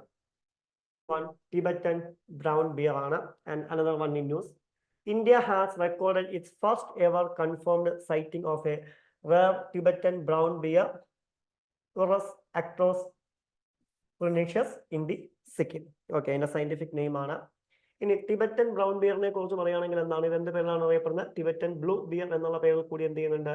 അറിയപ്പെടുന്നതായിട്ട് എന്ത് ചെയ്യാൻ പറ്റും? നമുക്ക് കാണപ്പെടാൻ പറ്റും. ഓക്കെ, ഇതിന്റെ ഫീച്ചർ എന്താണെന്ന് ചോദിച്ചു കഴിഞ്ഞാൽ എന്താണ്? ഒരു V ഷേപ്ഡ് വൈറ്റ് ചെസ്റ്റ് ആണ് നമുക്ക് കാണാൻ പറ്റുക.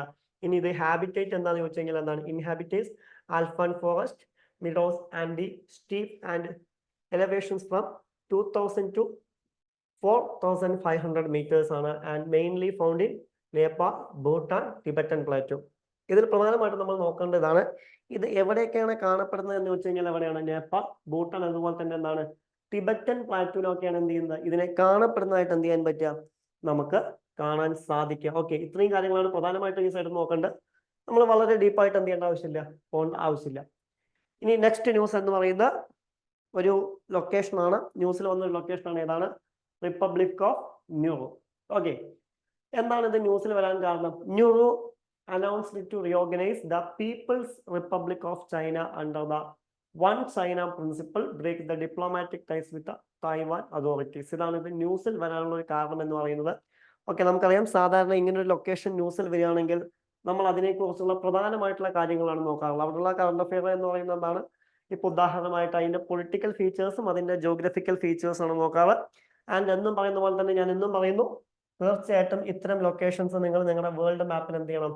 അടയാളപ്പെടുത്തി വെച്ചിരിക്കണം. ഓക്കെ, ഒരു 5-6 മാസമായിട്ട് കണ്ടിന്യൂ ആയിട്ട് ന്യൂസിൽ വരുന്ന ലൊക്കേഷൻസ് നിങ്ങൾ എന്ത് ചെയ്യണം? അടയാളപ്പെടുത്തി വെച്ചിരിക്കണം. ഇതെന്താണ്? ഒരു ഐലാൻഡ് കൺട്രിയാണ്. ഇതെവിടെയാണ് കാണപ്പെടുന്നത്? സൗത്ത് വെസ്റ്റേൺ പസഫിക് ഓഷ്യൻ, അതുപോലെ തന്നെ lying north east of Australia ആണ് എന്ത് ചെയ്യുന്നത്? ഇത് കാണപ്പെടുന്നതായിട്ട്, ന്യൂറോ കാണപ്പെടുന്നതായിട്ട് എന്ത് ചെയ്യാൻ പറ്റുക?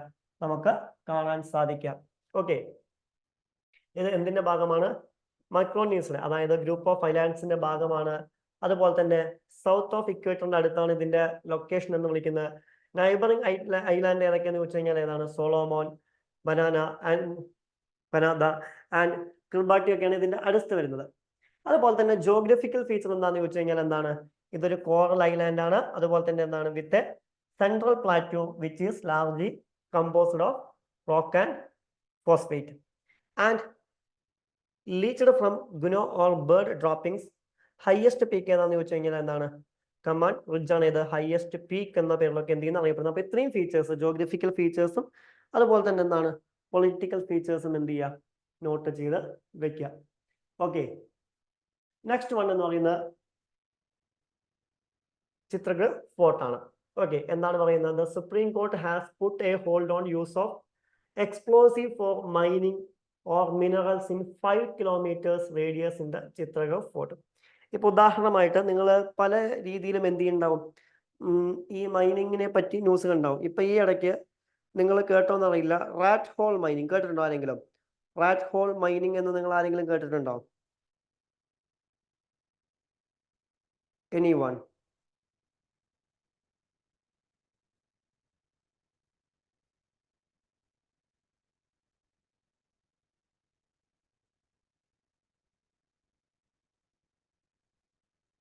Yes,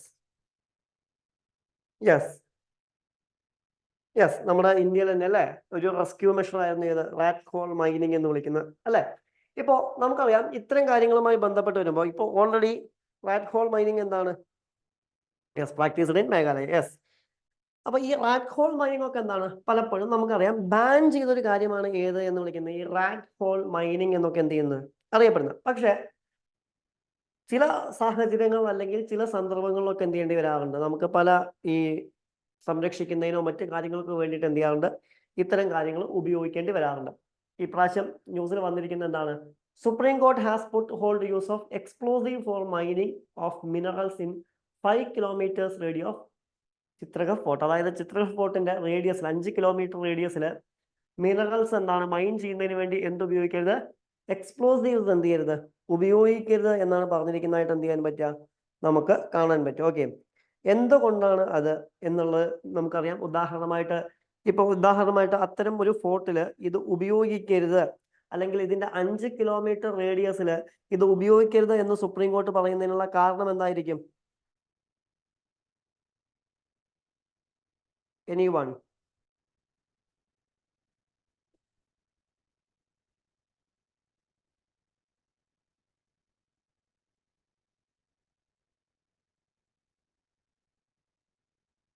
anyone?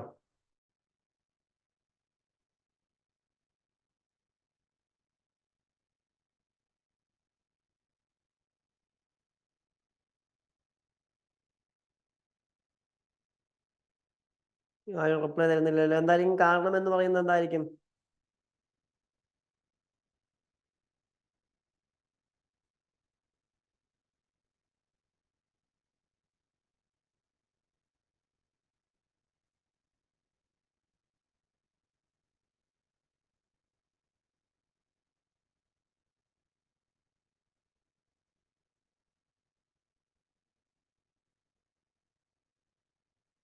ആരും എന്താണൊന്നും പറയാത്തത്?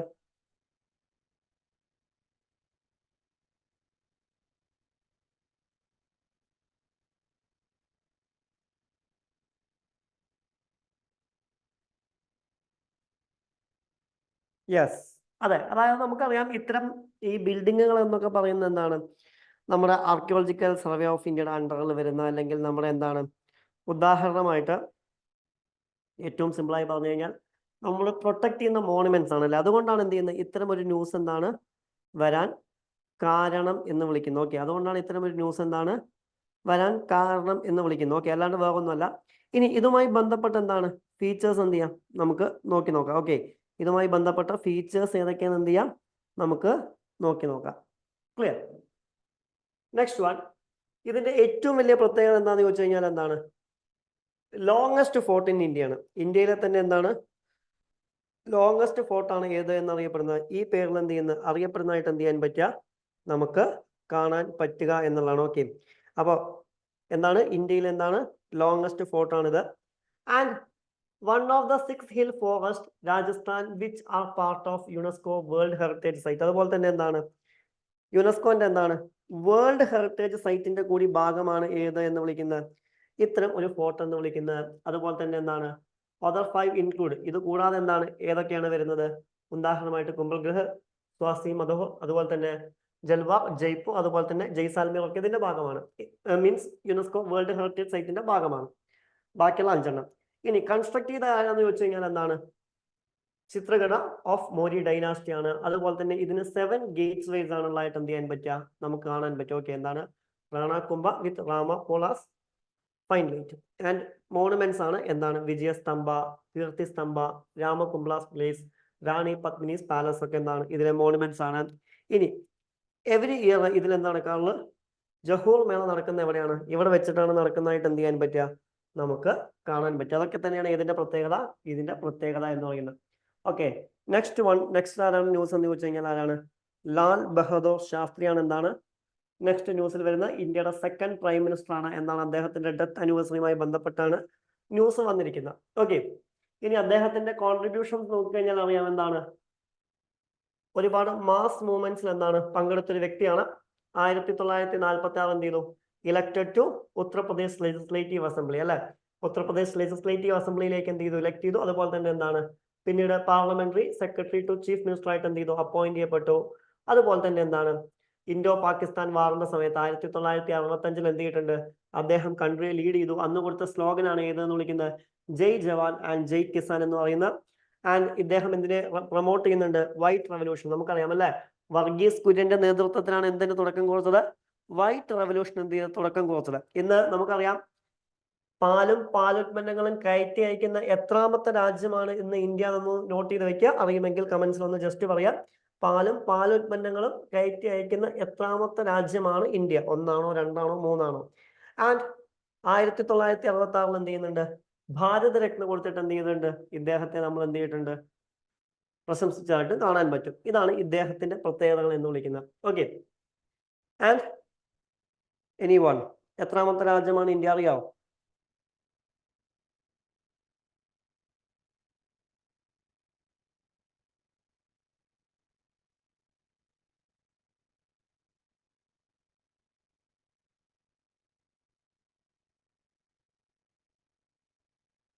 എനിവൺ?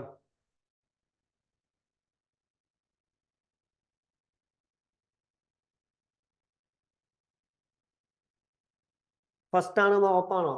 എനിവൺ? ഫസ്റ്റ് ഇന്ത്യ ആണോ?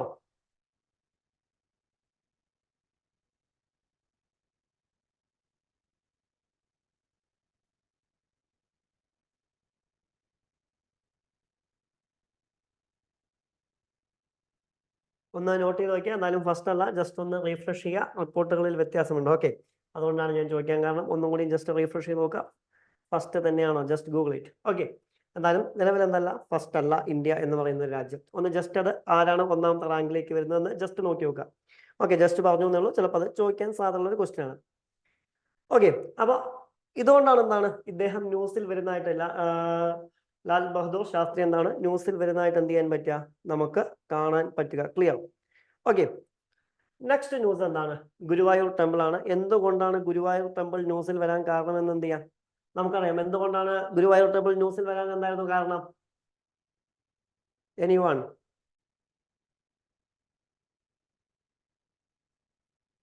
യെസ്, മോഡി വിസിറ്റ് അല്ലേ.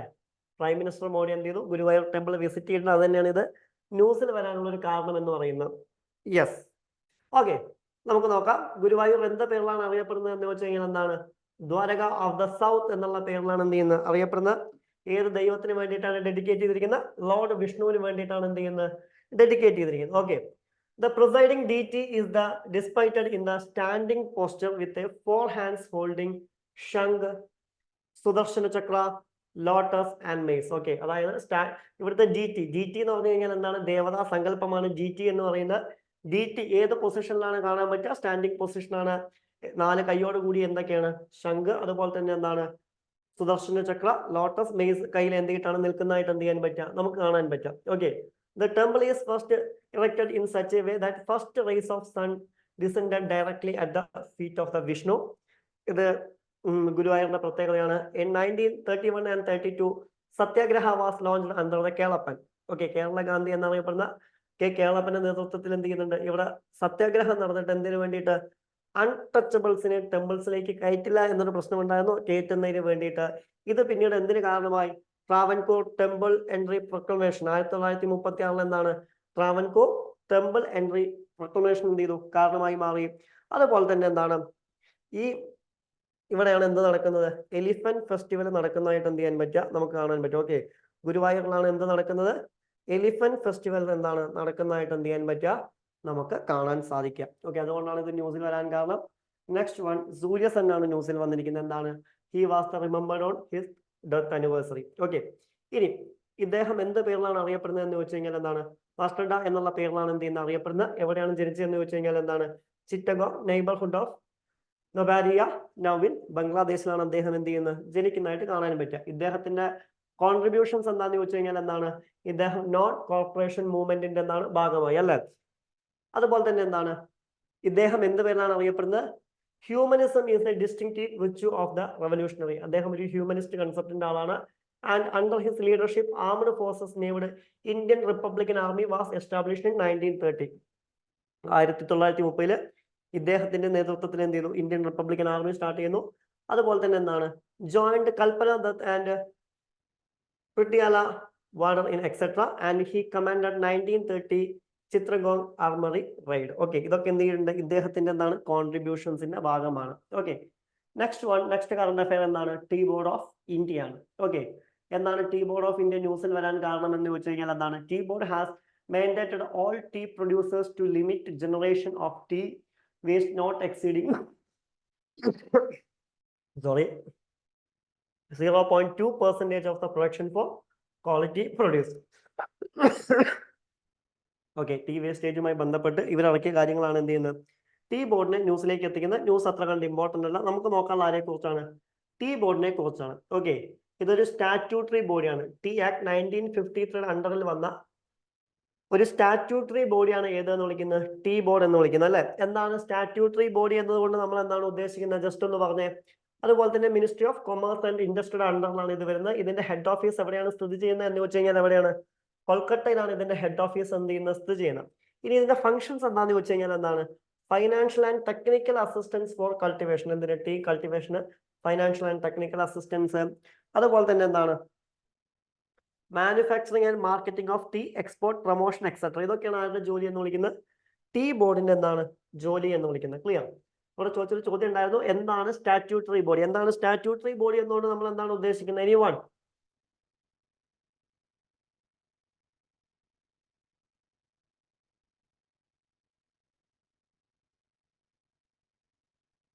Statutory body not mentioned in the constitution but came into force by an act passed by parliament. Yes, അതന്നെയാണ് സ്റ്റാറ്റ്യൂട്ടറി ബോഡി എന്ന് പറയുന്നത്. അതായത് എന്താണ്? ഉദാഹരണമായിട്ട് ഇന്ത്യൻ കോൺസ്റ്റിറ്റ്യൂഷനിൽ അതിനെക്കുറിച്ച് പറഞ്ഞിട്ടുണ്ടാവില്ല, പക്ഷെ എന്ത് ചെയ്യണം? ഏതെങ്കിലും ഒരു ഹൈറാർക്കിയിൽ ഉയർന്ന തീരുമാനമെടുക്കാൻ ആളുകൾ ആവശ്യമാണ് അല്ലെ. അപ്പൊ ഒരു പാർലമെന്റ് പാസ്സാക്കുന്ന പ്രത്യേക റെസൊല്യൂഷനിലൂടെ നിലവിൽ വരുന്നതാണ് ഏതെന്ന് പറയുന്നത്? Statutory body. ഓക്കെ, മാനസ can take decisions itself. എല്ലാ സ്റ്റാറ്റ്യൂട്ടറി ബോഡീസിനും അത് ബാധകമല്ല. ചില സ്റ്റാറ്റ്യൂട്ടറി ബോഡീസ് ഒക്കെ എന്ത് ചെയ്യാറുണ്ട്? സ്വയം തീരുമാനമെടുക്കാറുണ്ട്. For example like SEBI, security exchange board of India, it is a statutory body അല്ലെ. അപ്പൊ എല്ലാ സ്റ്റാറ്റ്യൂട്ടറി ബോഡീസിനും അത് ബാധകമാണ് എന്ന് എന്ത് ചെയ്യാൻ പറ്റില്ല, നമുക്ക് പറയാൻ പറ്റില്ല. എങ്കിലും ഓക്കെ, പറഞ്ഞത് തെറ്റാണ് എന്നല്ല ഞാൻ പറയുന്നത്. ചില സ്റ്റാറ്റ്യൂട്ടറി ബോഡീസിന് അത് ബാധകമല്ല. ഒന്ന് ജസ്റ്റ് ഓർമ്മിപ്പിച്ചു എന്ന് മാത്രം. ഓക്കെ, അപ്പൊ സ്റ്റാറ്റ്യൂട്ടറി ബോഡി എന്ന് പറഞ്ഞു കഴിഞ്ഞാൽ എന്താണ്? ഇന്ത്യൻ കോൺസ്റ്റിറ്റ്യൂഷനിൽ പറയാത്ത എന്നാൽ പാർലമെന്റ് പ്രത്യേക ആക്ട് വഴി പാസ്സാക്കിയിട്ടുള്ളവയാണ്. Okay, fine. നെക്സ്റ്റ് വൺ ആണ് ഇത് ഫ്യൂച്ചർ ഓഫ് ഗ്രോത്ത് റിപ്പോർട്ട് 2024. അതായത് വേൾഡ് എക്കോണമിക് ഫോറം എന്ത് റിലീസ് ചെയ്തിട്ടുണ്ട്? Future of growth report publish ചെയ്തിട്ടുണ്ട്. അതാണ് ഇത് ന്യൂസിൽ വരാനുള്ള ഒരു കാരണം. Assess the quality of economic growth across 170 countries in the 4 dimensions: innovation, inclusiveness, sustainability, resilience. ഈ 4 കാര്യങ്ങളിലാണ് എന്ത് 107 രാജ്യങ്ങളെ എന്ത് റിലീസ് ചെയ്തിരിക്കുന്നത്? ഫ്യൂച്ചർ ഓഫ് ഗ്രോത്ത് റിപ്പോർട്ട് ആര് റിലീസ് ചെയ്തിരിക്കുന്നത്? World economic forum. അപ്പോൾ ആണെങ്കിൽ ചോദിക്കാം, ആരാണ് future of growth report release ചെയ്യുന്നത് എന്ന് ചോദിച്ചു കഴിഞ്ഞാൽ ആരാണ്? വേൾഡ് എക്കോണമിക് ഫോറം ആണ്. ഇതിന്റെ ഫൈൻഡിങ്സ് എന്തൊക്കെയാ നോക്കാം. എന്താണ്? Innovation and inclusion by lower income economies on sustainability. India along with Kenya scored high on sustainability. അതായത് ഇന്ത്യ, കെനിയ തുടങ്ങിയ രാജ്യങ്ങൾക്ക് എന്താണ് സസ്റ്റൈനബിലിറ്റിയിൽ എന്താണ് ഹൈ സ്കോർ ആണ് കിട്ടിയിരിക്കുന്നത്. And report highlighted significant economic slow down estimated to fall the lowest rate in 3 decades by 2030, and most countries economic growth is neither sustainable or nor inclusive. Report called a new approach to economic growth that balances efficiency with the long-term sustainability and equity. ഇത്രയേ ഉള്ളൂ. ഇവർ പ്രധാനമായിട്ടും ശ്രദ്ധിക്കുന്ന എന്താണെന്ന് ചോദിച്ചു കഴിഞ്ഞാൽ ഒരു രാജ്യത്ത് എങ്ങനെ സസ്റ്റൈനബിലിറ്റി ഉണ്ടാക്കാം, അതിന് എത്താമത്തെ റാങ്ക് കൊടുക്കണം, അവരുടെ ഇൻകത്തിനനുസരിച്ചിട്ടൊക്കെയാണ് നോക്കുന്നത്. അത് എന്തൊക്കെ കാര്യങ്ങളിലൂടെ വേണമെന്നും കൂടി എന്ത് ചെയ്യുന്നുണ്ട്, ഈ റിപ്പോർട്ടിൽ പറയുന്നതായിട്ട് എന്ത് ചെയ്യാൻ പറ്റും, നമുക്ക് കാണാൻ പറ്റും. നിങ്ങൾ അത്രയും ഡീറ്റെയിൽ നോക്കേണ്ട ആവശ്യമില്ല. നമുക്ക് നോക്കേണ്ടത് ആരാണ് ഇത് പബ്ലിഷ് ചെയ്തത് എന്ന് നോക്കുക. ആരാണ്? വേൾഡ് എക്കണോമിക് ഫോറം ആണ്. 2024 റിപ്പോർട്ടാണ് പുറത്തു വന്നിട്ടുള്ളത്. അപ്പൊ ഇത്തരം റിപ്പോർട്ടുകൾ വരുമ്പോൾ നമ്മൾ ഒരു കാര്യം കൂടി നോക്കണം. നമ്മൾ നോക്കേണ്ട മറ്റൊരു കാര്യം എന്താണെന്ന് പറഞ്ഞു കഴിഞ്ഞാൽ, ഞാൻ നേരത്തെ പറഞ്ഞ പോലെ തന്നെ പല റാങ്കുകളും വരാറുണ്ട് അല്ലെ, ഇന്റർനാഷണൽ ലെവലിൽ എന്ത് ചെയ്യാറുണ്ട്, പല റാങ്കുകളും വരാറുണ്ട്. ആ റാങ്കുകളൊക്കെ എന്ത് ചെയ്യണം, നമ്മൾ നോക്കി വെച്ചിരിക്കണം. ഇപ്പൊ ഫോർ എക്സാമ്പിൾ നോക്കുകയാണെങ്കിൽ നമുക്കറിയാം, കഴിഞ്ഞ വീക്കിൽ കറണ്ട് അഫയേഴ്സിൽ നമ്മൾ ഓൾറെഡി ഡിസ്കസ് ചെയ്ത ഒരു കാര്യം ഉണ്ടായിരുന്നു. എന്താണ്? ഹെൻലി പാസ്പോർട്ട് ഇൻഡെക്സിന്റെ റാങ്ക് പുറത്തു വന്നിട്ടുണ്ട് അല്ലെ. എത്രയായിരുന്നു ഇന്ത്യക്ക് ഹെൻലി പാസ്പോർട്ട് ഇൻഡെക്സിന്റെ റാങ്ക്? എത്രയായിരുന്നു ഇന്ത്യയുടെ റാങ്ക്? എത്രയായിരുന്നു ഹെൻലി പാസ്പോർട്ട് ഇൻഡെക്സ് പ്രകാരം? എനിവൺ?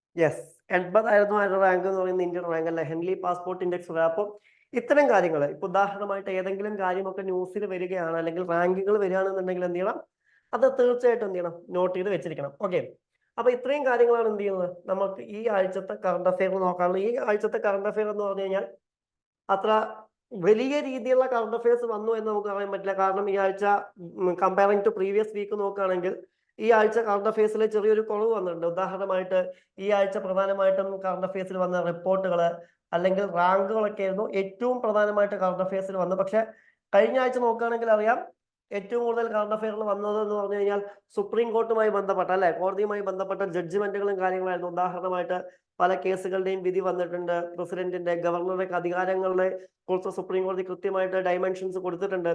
അപ്പോൾ ഈ പക്ഷേ വീക്കിൽ അധികവും നമുക്ക് വളരെ ഡീറ്റെയിൽ ആയി വന്നു, കറണ്ട് അഫയേഴ്സ് വന്നു എന്ന് പറയാൻ പറ്റില്ല. ഏറ്റവും കൂടുതൽ വന്നിരിക്കുന്ന ഏതിനെ കുറിച്ചാണ്? പല പല റിപ്പോർട്ടുകളും റാങ്കുകളാണ്. ഓക്കെ, അപ്പൊ അതുകൊണ്ട് ഇപ്പൊ നമുക്കറിയാം വർഷം 2024 എത്തി, പല റാങ്കുകളും അല്ലെ, കഴിഞ്ഞ വർഷം നമ്മൾ പഠിച്ച പല റാങ്കുകളും എന്ത് ചെയ്യും, ഇപ്രാവശ്യം മാറും. അപ്പൊ റാങ്കുകളൊക്കെ എന്ത് ചെയ്യുക, അപ്ഡേറ്റ് ചെയ്ത് വെക്കുക. ഓക്കെ, എന്തെങ്കിലും ഡൗട്ട്സ് ഉണ്ടെങ്കിൽ നിങ്ങൾക്ക് ഇപ്പൊ മെസ്സേജ് അയക്കാവുന്നതാണ്. Any doubts?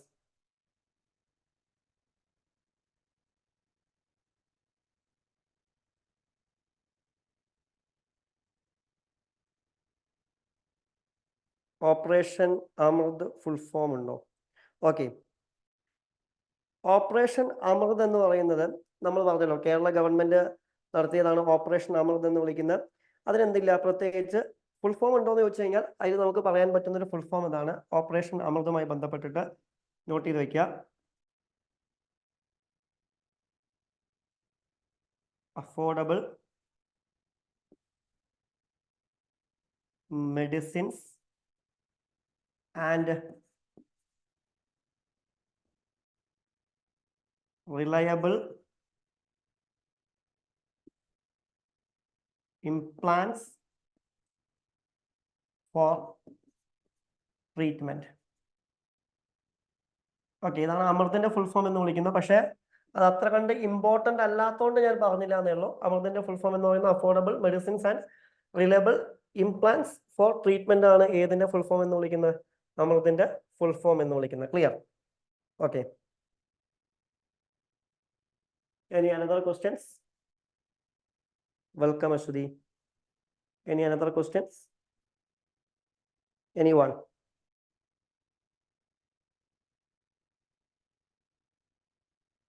ഓക്കെ, നിങ്ങൾക്ക് കഴിഞ്ഞ പ്രാവശ്യം എനിക്ക് തോന്നുന്നു 2 ആഴ്ച മുമ്പ് കറണ്ട് അഫയേഴ്സ് നമ്മൾ ചെയ്യുന്ന സമയത്ത് നിങ്ങൾ പറഞ്ഞിരുന്നു മറ്റേ പേജ് വെക്കുമ്പോൾ ശരിയായിട്ട് കൃത്യമായിട്ട് സൂമിൽ കാണുന്നില്ല, സൂം ചെയ്യേണ്ടി വരുന്നു എന്ന് പറഞ്ഞിരുന്നു. നിലവിൽ റൺ ചെയ്യുന്ന PPT ഓക്കെ ആണെന്ന് ഞാൻ വിശ്വസിക്കുന്നു. എന്തെങ്കിലും മാറ്റങ്ങൾ ആവശ്യമുണ്ടോ? അങ്ങനെ ഒരു ഫീഡ്ബാക്ക് വന്നതിനെ തുടർന്നാണ് PPTയിൽ നമ്മൾ മാറ്റം വരുത്തിയത്. എന്തെങ്കിലും മാറ്റം വരുത്തേണ്ടതായിട്ടുണ്ടോ വേറെ ഏതെങ്കിലും രീതിയിൽ? എനിവൺ? നിങ്ങൾക്ക് തീർച്ചയായിട്ടും ഒപ്പീനിയൻസ് പറയാവുന്നതാണ്, കാരണം നിങ്ങൾക്ക് വേണ്ടിയിട്ടാണ് സെഷൻസ് റൺ ചെയ്യുന്നത്.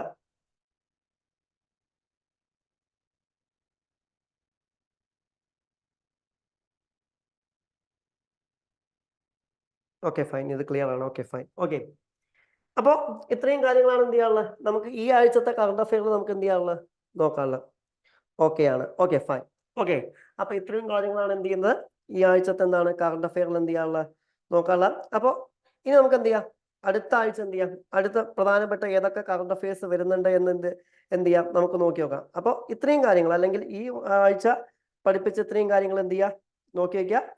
ആൻഡ് നമുക്കറിയാം ഇന്ന് എന്ന് വിളിക്കുന്നത് എന്താണ്, ജനുവരി 24 ജനുവരി 24 പ്രത്യേകത എന്ന് പറയുന്ന നാഷണൽ ഗേൾ ചൈൽഡ് ഡേ ആണ്.